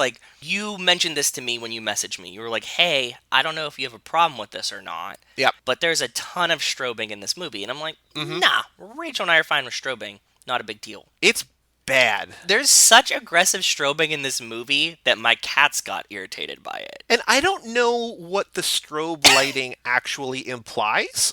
It's maybe mind control stuff? Yeah, it's when you get mind controlled, the first minute or two of your mind control is just strobe lights, and then Jean-Claude Van Damme shows up. In actual reality, what we're watching, it is 30 to 45 seconds straight of intense strobe light. Intense. I remember there was an episode of Pokemon the original series, that in Japan they had to stop airing because it gave kids seizures. And I remember, I think some version of it or whatever aired in America, and I watched it and I was like, oh, like this, like it doesn't, like I can't even see, and I'm sure that they changed it or whatever, but like I can't even see how this would impact somebody because like it's so nothing to me. Yes. I know photosensitivity is a real thing, and I'm sure Kara has a lot of information on I'm just like sure. all of this, but like This was I've bothersome to me. I've never had an issue with it, right? It's always just Yes. been like, it's just like, oh yeah, like that's just a thing, right? Like, oh yeah, like, people have that kind of sensitivity or whatever, but like, not my brain, like, thankfully, whatever, right? Yes. This, I'm like, what is happening? Like, I can't, like, it was so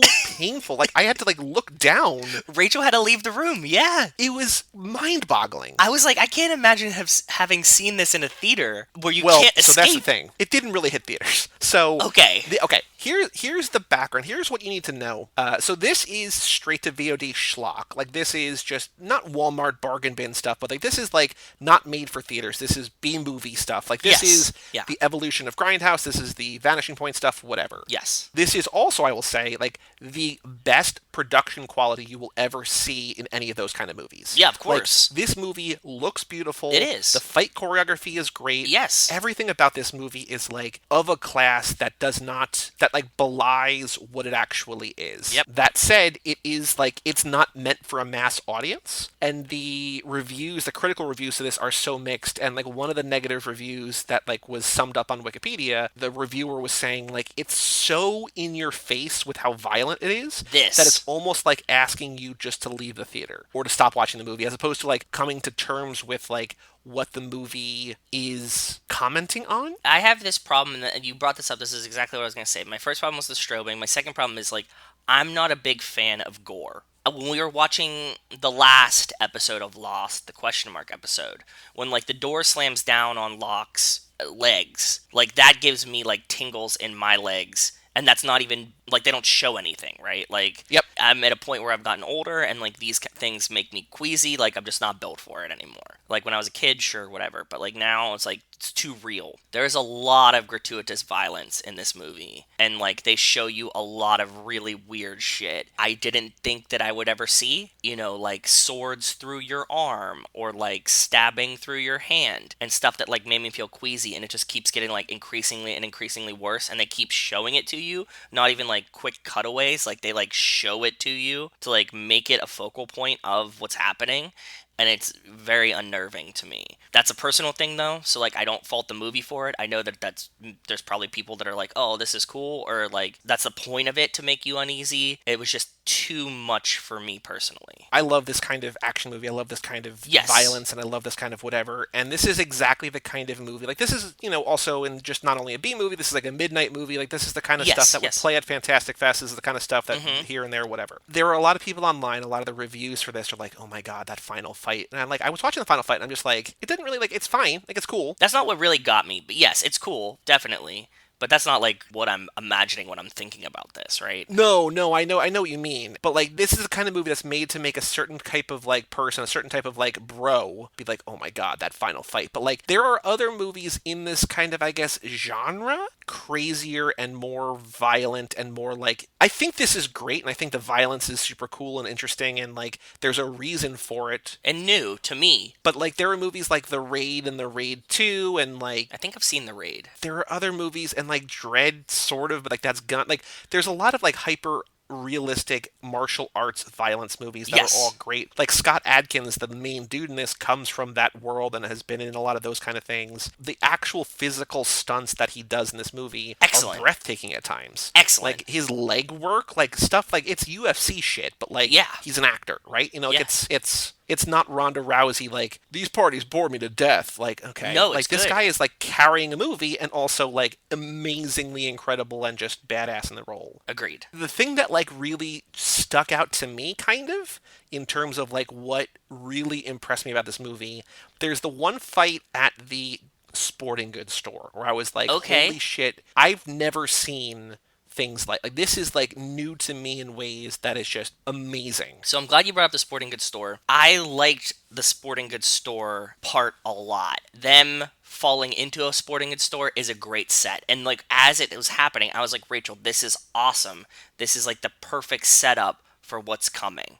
right? I was like, this is a genius idea. If I was making an action movie, throw two guys that happen to wreck their cars on the street into a sporting goods store, excellent choice. There's so much fun things you can do here. The only thing that bothered me about that is that I feel like it was kind of lazy to only give them baseball bats because you have so much things. My imagination was going to like so many different things. Like there could be fishing rods and hooks and like all of these cool things. And you've established that this is like a violent, bloody movie. Of all the options that you use one bowling ball and two bats.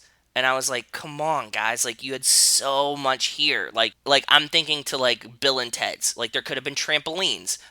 You could have done all this wild shit that now that you're in this play area and you, like, just settle on bats. Like, and that's not putting anything down on the fight because I think it was a great fight scene and, like, very well choreographed and stuff like that. But I was like, you could have had, like, golf clubs, bowling pins, like, all this cool stuff. But you just go with bats and, like, that felt so disappointing to me. So that scene, in a sense, and what you're describing reminds me of the Dead Rising video games, which are zombie games on the Xbox. Okay. In those, you can make anything a weapon. You can kill anybody with anything. You can combine weapons in ways and just make crazy, like, whatever. Like, it's just, Cool. like, you know, your imagination runs wild. Makes sense. Essentially what you're saying here. I think at a certain point, that thing becomes the thing. And I think what this movie really wants to do, what I think it does really well, it highlights the actual fighting. And so by only having baseball bats, you're actually just seeing them fight, and you're seeing the hand-to-hand combat, as opposed to, like,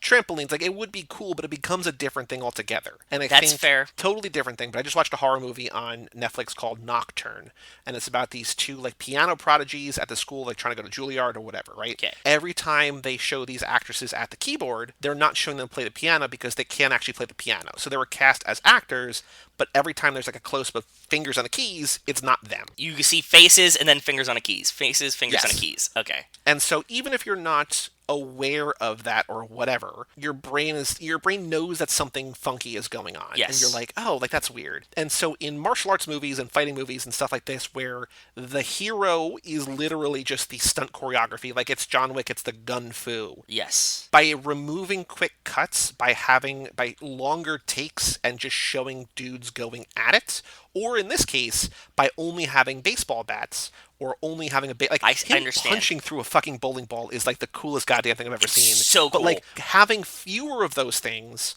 make the actual combat more impressive, I think. That's because instead of being totally like it's fair. all stunts and it could be like essentially you and me doing it, like if we were trained long enough, we could, I think, do some kind of like balletic choreography with like Quick cuts. sporting good stuff. But like Yeah. the actual mixed martial arts of it all is something that like is much more impressive, and I think that's why the movie chose not to go crazy like into the weeds on like the accessories they're using, because they're instead choosing to highlight two dudes as opposed to like the shot, because it's like, do you want to focus on them? Do you want the hero to be them, or do you want the hero to be the sporting goods store? Yep. If I was like, what are they going to pick up next? It would be much more of a distraction. So I get that. That's a fair assessment. I get where you're coming from, because I think there is an opportunity to like have like a really super cool thing where it's like whatever, right? Like where they went from, like you're saying, fishing pole to bowling ball to baseball bat to trampoline to basketball hoop to Yes. hockey rink to skates or whatever. Yes, Like hockey stick.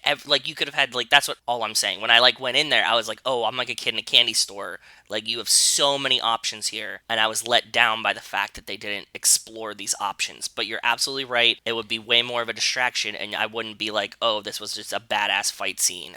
You would focus on like, oh, then he used all of these things. that's the only thing I can think of, is I think they just want to show off, because like Scott Adkins and that dude who I just wrote down, the plumber, right? Because they're like activate the plumber, Yeah. and this dude just destroys things, right? Like they're just amazing at what they do. So yeah. Agreed. Yeah, that's totally fair. The guy who did this movie is John Hyams. He did direct the 2009 one. He also directed a movie that came out this year, a horror film, I think, or maybe just thriller, called Alone, which was already previously on my list to see this month. I've not gotten to yet. If I had done any research ahead of time, I would have watched that one before I watched this. This guy has not made a ton of movies, and it's kind of weird that like he made a new movie that came out in the last like 45 days on VOD, I think. So like Weird. it's just this weird kind of coincidence, because this movie came out 8 years ago or 7 years ago, yeah. right? So like a while ago. Going back to what you were saying before about, you know, you in a theater or whatever. Yes. This was first released on VOD and then got a theatrical release. I don't know if it was not for Oscar. I mean, possibly for Oscar. Like, I don't know if they ran it for, like, stunt choreography or, like, some kind of, like, technical Oscar or whatever. But it ran in 3 screens. So, like, it made $3,000. Like, it was never made to, like,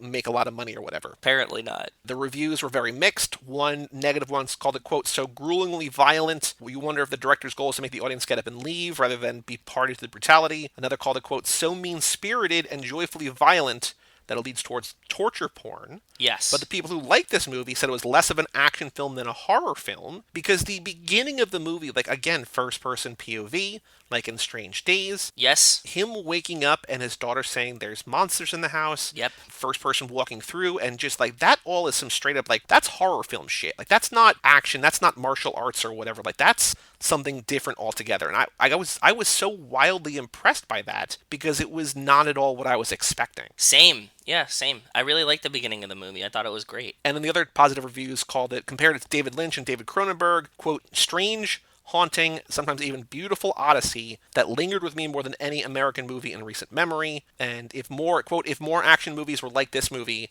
the world would probably be a better place. People on Letterboxd are saying that it's better than Fury Road, and it's like, it's not. Like, it's not even close.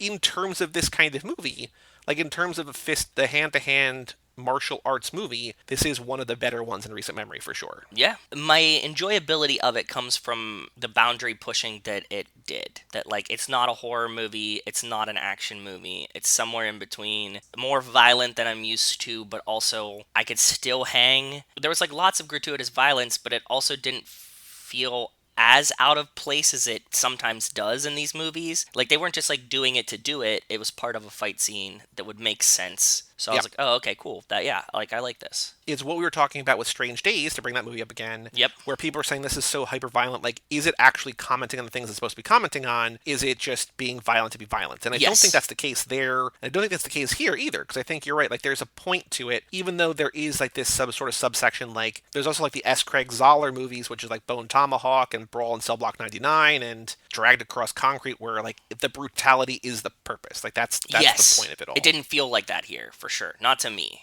Whatever the in-universe mythology is of all this, I don't know. But yeah, there seems to be a point to this. There seems to be reason for the violence, which I think is the important thing, question mark? For me, as a viewer that's not, like, super boned on gore, yes. And the only thing I want to say was that Scott Adkins, Jean-Claude Van Damme, and Dolph Lundgren were all in the Expendables too, so it's kind of a reunion of sorts. Oh, cool. I think Statham's been in at least 1 or 2 of those, so I think, at some point we'll probably cross paths with at least an Expendables movie, or if people want to watch this, because we don't really, we talked about what it's about, kind of, but if people want to watch this, it is available for free with ads on Tubi, and it's also, if you have a Showtime subscription, it's on Showtime. Okay, cool. Yeah, let's talk about things, because I have a lot of fast connections. A lot. Fast connections. I have, like, 2F2F connections. So, what do you want to talk about? Where do you want to begin? What fast connections, or what do you want to talk about? Can we just go down the line chronologically? Sure. The movie starts out with a woman in bed in, like, a white nightie. Very a la when Letty wakes up on the beach. Letty or Elena? Or Elena, both? Maybe? Yeah. Is waking up, like, in a very, or, like, and, like, the dad kind of sneaks out, Dom kind of sneaks out type situation. So I was like, okay, we start out there. I was like, that's a good start. The whole premise, or the beginning of this, is essentially like a kidnapping of your wife and kid, which is very Fate. Okay, so we saw the main character, and I was like, when they have him, like, kind of beaten up, and we saw just from the first-person view in the beginning, the first thing that came to my head is, every white guy looks alike. I thought it was Jack from Lost for a minute. I was like, oh, man, this guy looks a lot like Jack from Lost. Is that who this is? And it's obviously not. No, Jean-Claude Van Damme. No, you mean like the main guy in the mirror, Scott Adkins. Yeah. Yes. When you see him through, like, a mirror and beaten up and, like, all of these things, I was like, oh, he looks a lot like Jack from Lost. I had a not similar to that, but like a similar moment where I was like, who's this bald guy? I was like, oh, that's Jean-Claude Van Damme. Okay, cool. Like, I didn't recognize him at first. The Jack from Lost, I don't know if you've seen, boy, he was in some movie where he got, like, shredded, like, almost unrecognizably so. Jack from Lost, or? Yeah. Weird. Because he was also in Bone Tomahawk, which I just mentioned, but no, it was in a movie called Alex Cross. Yes. Tyler Perry movie. He stars in that. But it wasn't Alex Cross the books that, like, Rachel's mom read? Yeah, James Patterson wrote it. Yes. James It's like a Patterson whole, wrote it, it's like but did 30 of them. but Tyler Perry made the Alex Cross movie? No, he starred in. I think he was Alex Cross. Wow. Okay, And mind-boggling. Matthew Fox was the villain, but he was like this MMA guy who was like super lean and like vein. Like you know how like people, I don't know if it's roids, I don't know what it is, but like they get like very vascular, they get like very veiny, like it's just like Yes. all muscles and veins. Like that's what it was terrifying. Because like Jack is just like generic TV handsome, right? Like I'm lost. Like, Yes. he's just like Yeah, kind yeah. of unremarkable, kind of fit, whatever. kind of athletic, but Yeah. like nothing remarkable. But yeah, here I was just like, oh god, like that's who boy, yeah. I had a funny side tangent story. When he wakes up, the doctor comes in, and he apparently has like the world's most flirtatious nurse for like God only knows what reason, and she's also the receptionist. But the doctor comes in and he goes, "My name is Tim Brady." Did I ever tell you my story of like when I hurt my foot? Dr. Tom Brady. The doctor's name is Tom Brady, so I was like, Yep. that's really weird. He has a doctor whose name is Tim Brady. I've been to a Dr. Tom Brady, and there is a Tom Brady. We get a scene that's like a brothel scene, right? Like, Yep. they activate the plumber. And I feel like this is when is this when you messaged me? I think it was shortly after this. I think it was probably during the sporting goods fight scene. Oh, really? Okay. Okay. Yeah. They're in the brothel. It becomes like very like old boy Boondock Saints.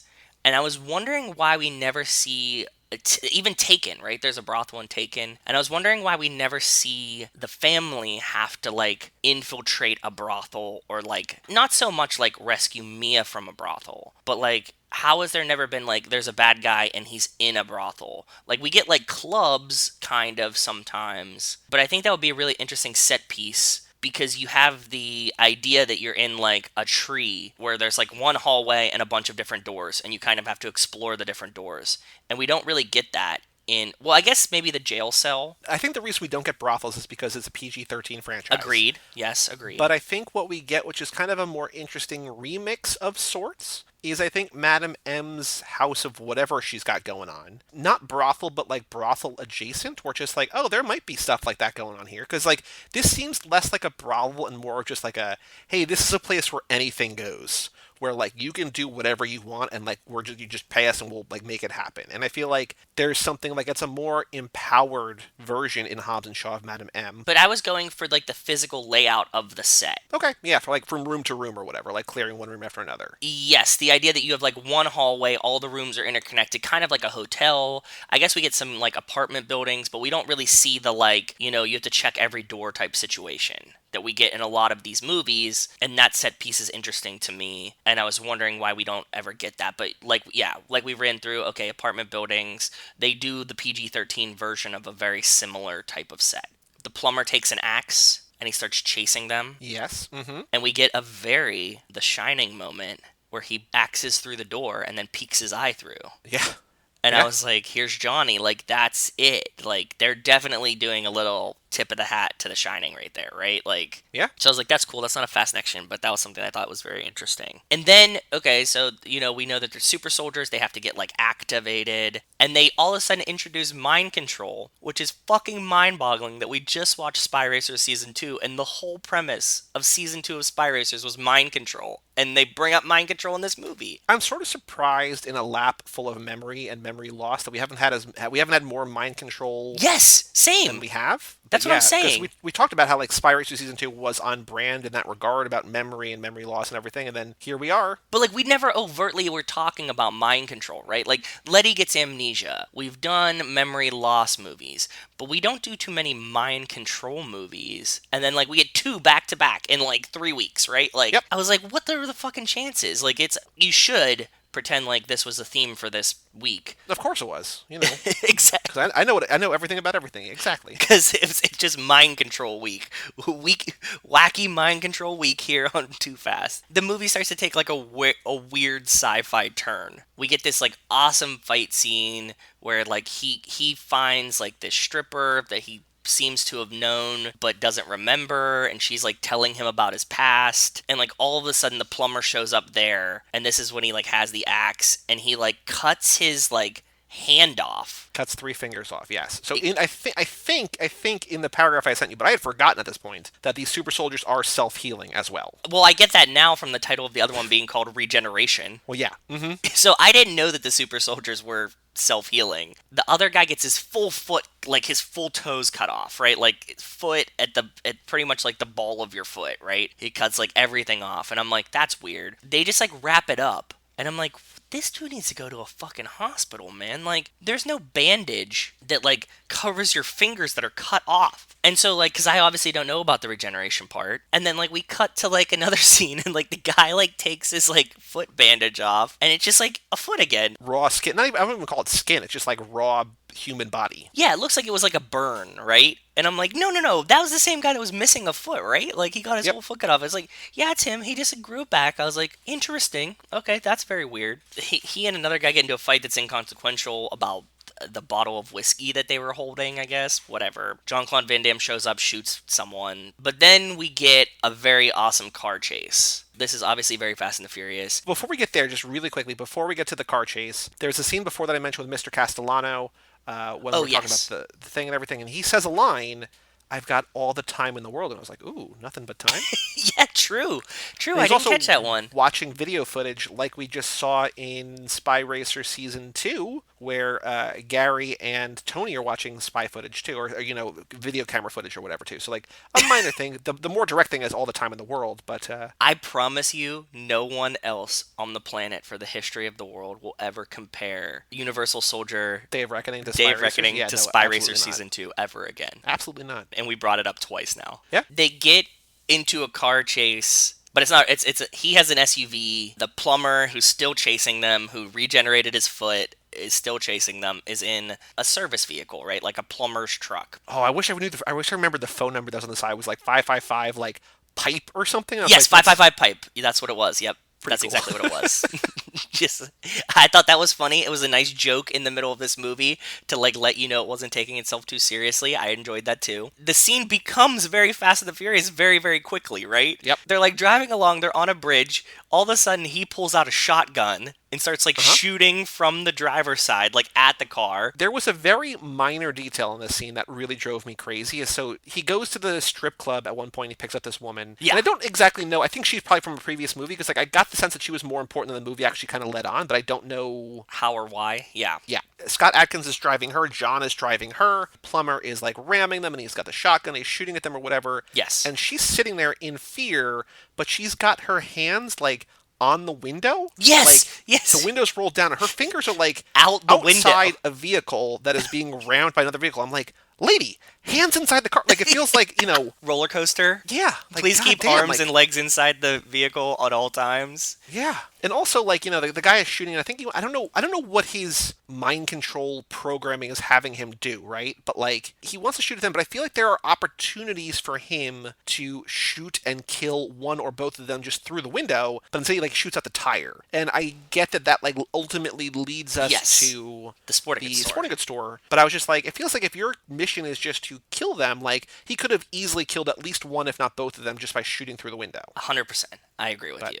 It's less interesting, but it could have happened. No, then you bring up that he shoots out the tire, which is what the truck driver does to Dom. We just watched this in the minute, right? That's how he gets rid of one of the vehicles. Or maybe it's like Lance or something. Somebody's, I think it's Dom's tire gets shot out. Yeah, no, it is Dom's, because that's why he has to pull over. Because he shoots at the tire, but then he shoots at the engine. The engine's what overheats and makes him pull over. But yes. But he shoots out the tire, so I was like, oh, that's very, very Fast and the Furious. Then we get this like epic car flip, and we make it to the sporting goods store. He's leaving the sporting goods store, and he goes full Grand Theft Auto, the video game, immediately. He just stands in front of a car coming down the street and goes, get out, throws the driver. It's like a scene like straight from Grand Theft Auto 3, or, well, I mean, any Grand Theft Auto. Yeah. But, like, he just puts his hand out, stop, takes the driver, throws him out of the car. It's a mint 70s Mustang, gets in the car, and they just drive off. And I was like, okay, I guess that works, sure. Have you seen the Crank movies? No.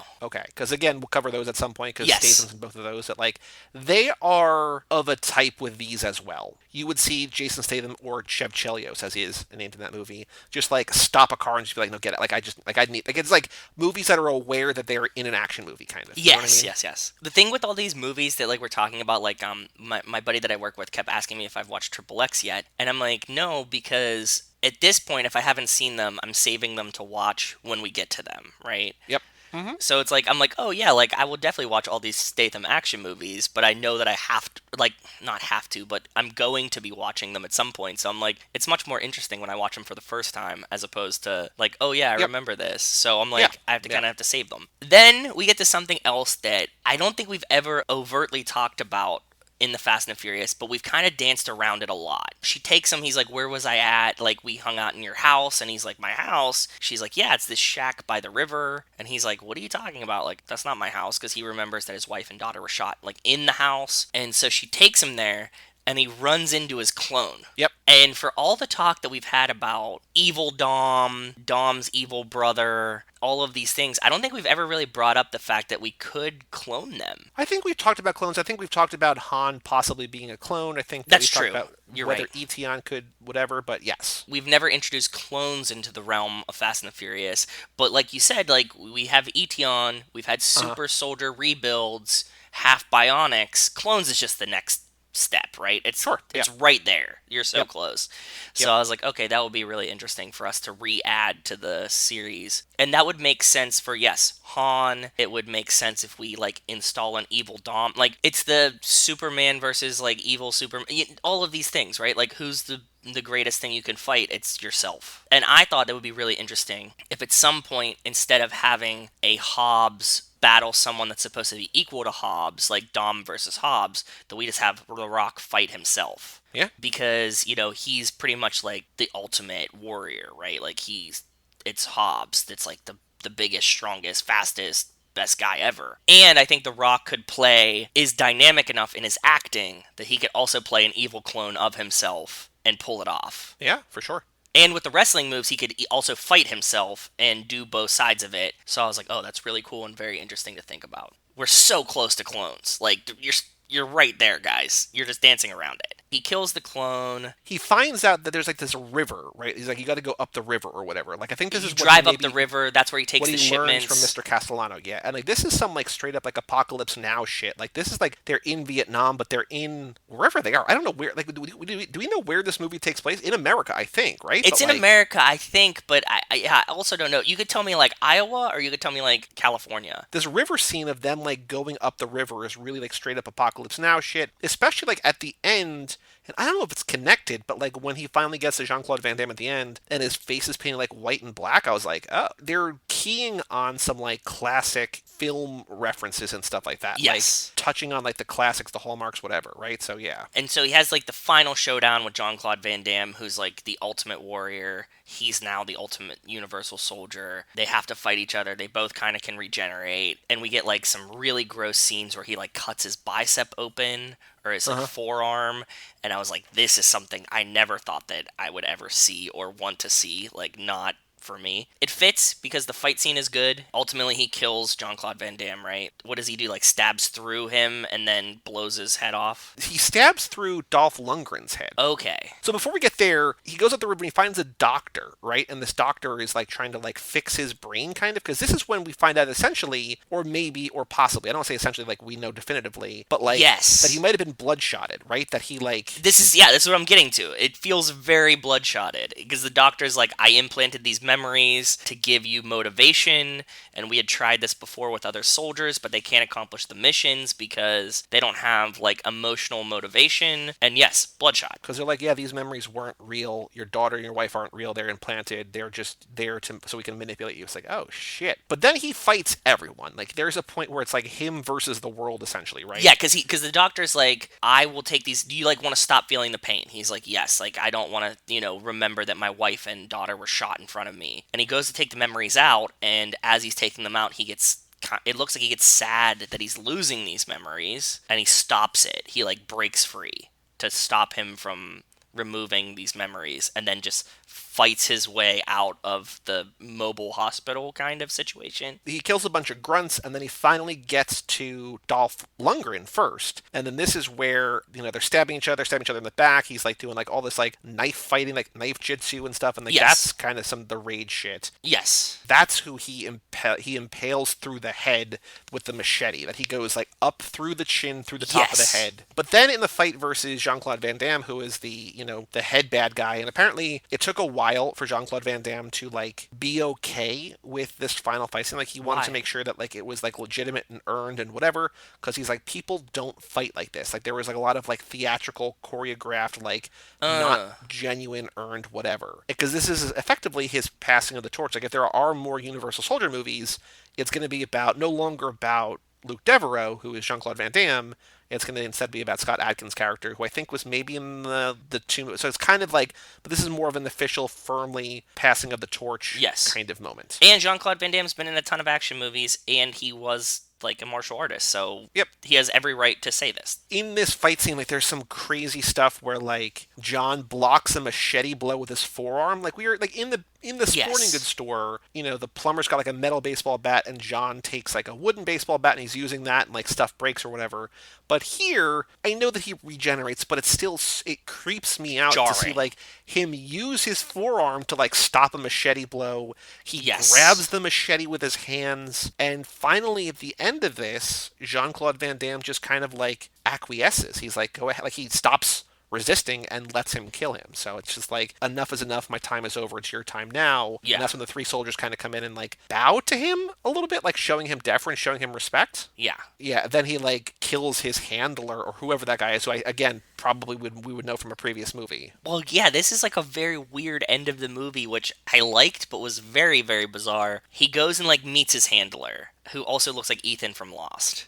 He like meets him and he's like, yeah, man, like you accomplished the mission, good job. That's what we made you for. So he's like, fuck you, and just like kills his handler. And then in the van behind him, another handler comes out, just takes his place. These guys just pick up the dead handler and put him back in the van, and everybody's like, oh, I guess that's how it goes. Well, I think that's kind of to what Jean-Claude Van Damme is saying when they're talking at the end, like before he like lets him kill him. It's just like, there is no end, there's always another John. Like, you think that, like, this is the end, like, you think that you killed me, but, like, there's somebody like you who is going to have to deal with, like, you're going to have to deal with, very soon, so. Yeah, it's weird. Sucks. It's weird and it sucks, but I thought that was a fun, weird ending to this movie. Because it's cool in that, like, it feels realistic in a way, right? But it also sets it up for more sequels if they want to have more sequels or whatever, so. And it's very Resident Evil. We just watched all the Resident Evil movies. And, like, you get to a point where they're like, oh, which one's the real one? And are you the real one? And we've just been building a better, perfect soldier. Everybody's replaceable, and there's copies of everyone. And, yeah, it's very interesting. Any other thoughts about Universal Soldier Day of Reckoning? No, I can't believe how many fast connections I saw in this movie.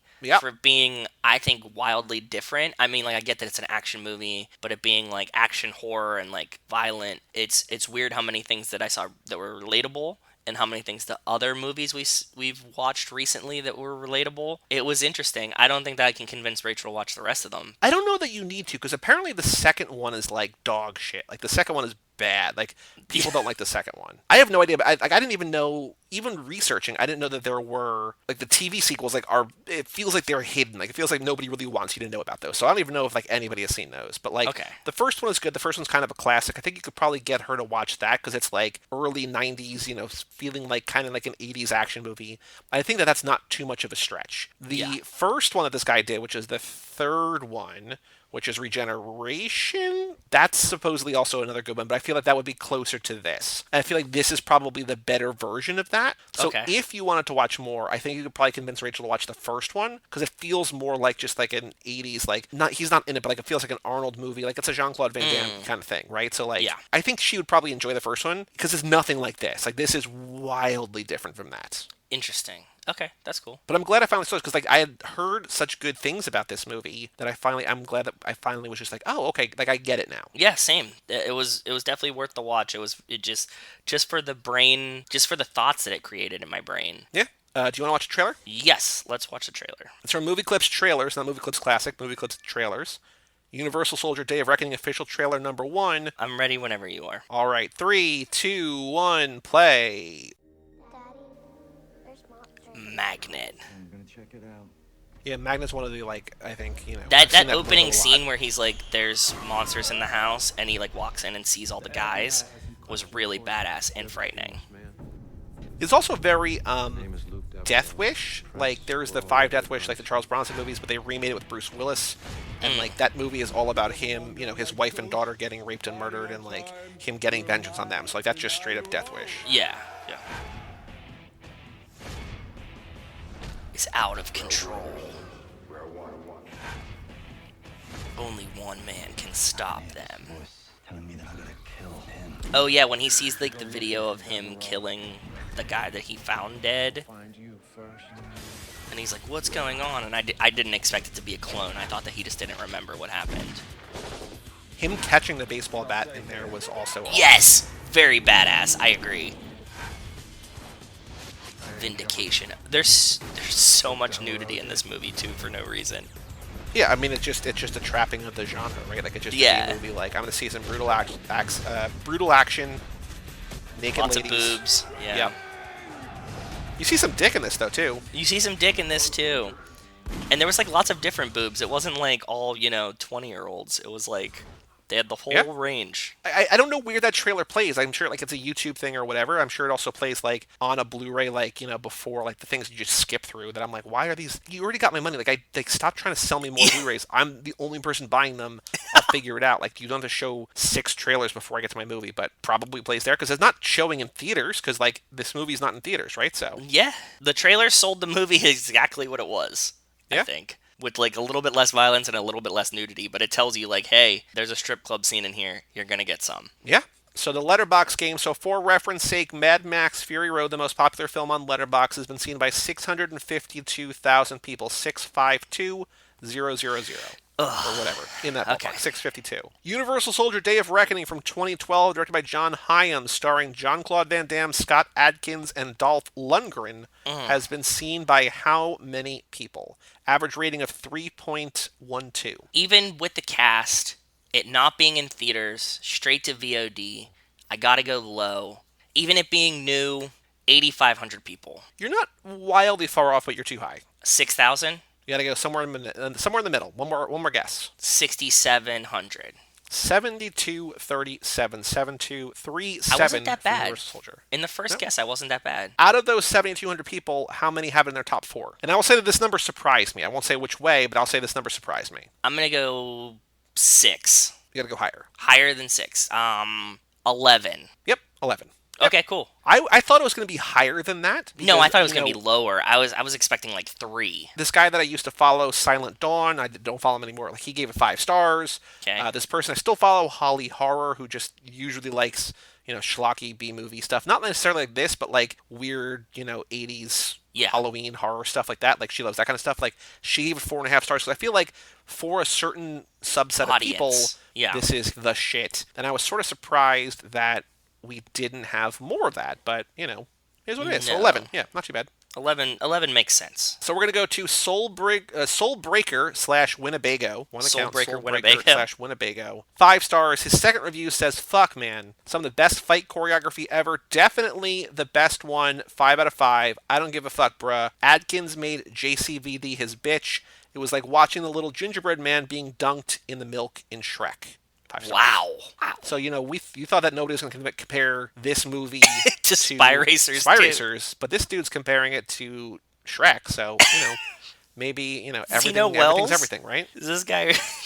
Yeah. The guy's from Haiti. I don't know. So he has his top 20 movies on the right. I don't know that these are from there. Maybe they are. But his top 4 on Letterboxd, Universal Soldier Day of Reckoning is number 2. Okay. Number 1 is a movie that I don't know that you're going to be able to guess, but it's a movie that we mentioned in this episode. John Wick. No, but similar. For a similar reason we mentioned it. Jack Reacher. No. Death Wish. Nope. It's a movie that I don't think you've seen. I think you said you thought you saw the first one. The Raid?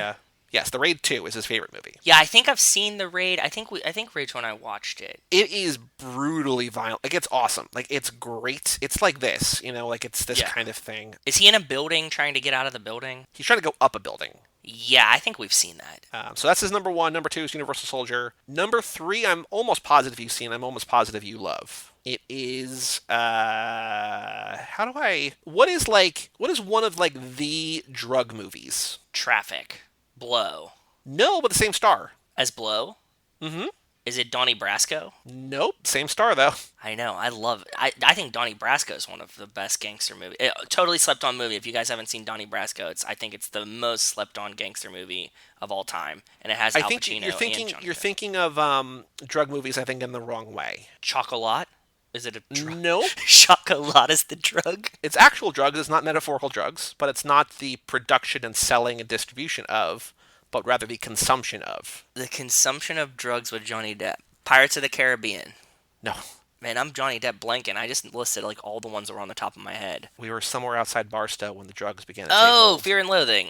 Yep. Okay. As weird as it sounds, I don't think of Fear and Loathing as a drug movie. Oh, but it's 100% a drug movie. It 100% is. I agree with you. But like my love of Hunter S. Thompson and that book and that movie makes it so much different than a drug movie to me. Sure. His number 4 movie is a movie that we have not seen for this show, that theoretically we could watch for the show at some point, is the inspiration for a thing that we have talked about more than almost anything else. That's a weird kind of comparison, but it's the first thing in a franchise that has led to a thing that we've talked about a lot on here, but we've not covered on here. Oh, that's very vague and a roundabout, but I'm sure that it's just something that's so obvious that you can't say it. It's a movie you just watched for the first time, or you showed Rachel for the first time very recently. Forrest Gump.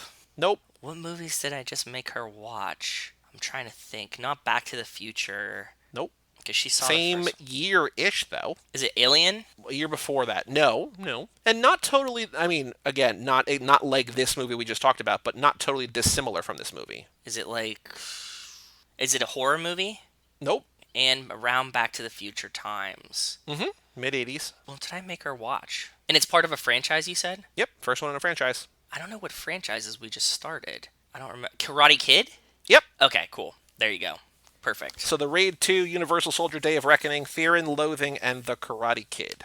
That's a nice swath. His top 20 on his right is Almost Famous, The Raid 1 and 2, Creed, Akira, Fight Club, Taxi Driver, V for Vendetta, No Country, blah, blah, blah, blah, blah. So basically... It gets more mainstream. Bro goes to college, yes. Yeah, yeah. Movies. I was like, oh, we had like a nice mix of like Karate Kid and like The Raid and Fear and Loathing. I was like, this is like, it's up there, but it's like, it's a little mixed, and then... Yeah. No. All right, Joe. So next week, now that we have finished what was clearly always Mind Control Week, we just didn't announce it. 100%. Next week, we have another Nico Kevo episode. We're back to our regularly scheduled program. We're doing Furious 7 on Tuesday. Cool. What's our Thursday or what's our Friday movie? Friday, we're kicking off a mini run that's a week and a half long, ties into something we covered a few episodes ago. What? We are starting a mini little run of Robert Rodriguez stuff. We are watching Alita Battle Angel on Friday. Ooh, nice. I've never seen it, so I'm excited. That's cool. Brand new-ish. I think it came out like a year and a half ago. Yeah, I remember. Michelle Rodriguez has a very small role. Okay, but cool. Isa Gonzalez, who plays Madam M, is in it. Oh, nice. Maybe also as a small role. I don't remember. Rick Yoon, who plays Johnny Tran, has a very small role in it. And it is directed by Robert Rodriguez, who will also direct Machete and Machete Kills, which we're covering the following week. So we have lots of Michelle Rodriguez in Robert Rodriguez movies these next 3 episodes Not after related Furious 7. and not married. Reminder. Not related to not me. Married. Any other thoughts about anything we've covered in this episode, or do you want to pack it up and come back on Tuesday for Furious 7? I say no. If you want to watch Universal Soldier, if that sounded interesting, it was an interesting movie. Give it a shot. I was pleasantly surprised by it. Rachel was not pleasantly surprised by it, and Joey seemed to like it too. So based on those tastes, figure it out. I texted Dan, the Duke, when I was watching. I was like, this feel like right up your alley. He's like, oh yeah, like those are great. Like, I this is a good one. messaged my coworker that usually likes a lot of these kind of movies that we watch, and I was like, literally just texted him. I was like, have you seen this movie yet? Because like, I think you'd like it. So for all things Too Fast, Too Forever, you go to cageclub.me, facebook.com/TooFastTooForever, or at TooFastTooForever on Twitter and Instagram. Email us, family@cageclub.me. Check out our Patreon page at TooFastTooForever.com. You still have a little bit of time to vote to decide what we are doing for our TV segment starting next week or a week and a half. I don't remember. Time is weird. But go to TooFastTooForever.com to vote there if you have not yet already. Again, email family@cageclub.me and come back on Tuesday for Furious 7 with Nico and Kevo. I'm excited. I'm Joey Lewandowski. I'm Joe too. And we'll tell you all about it when we see you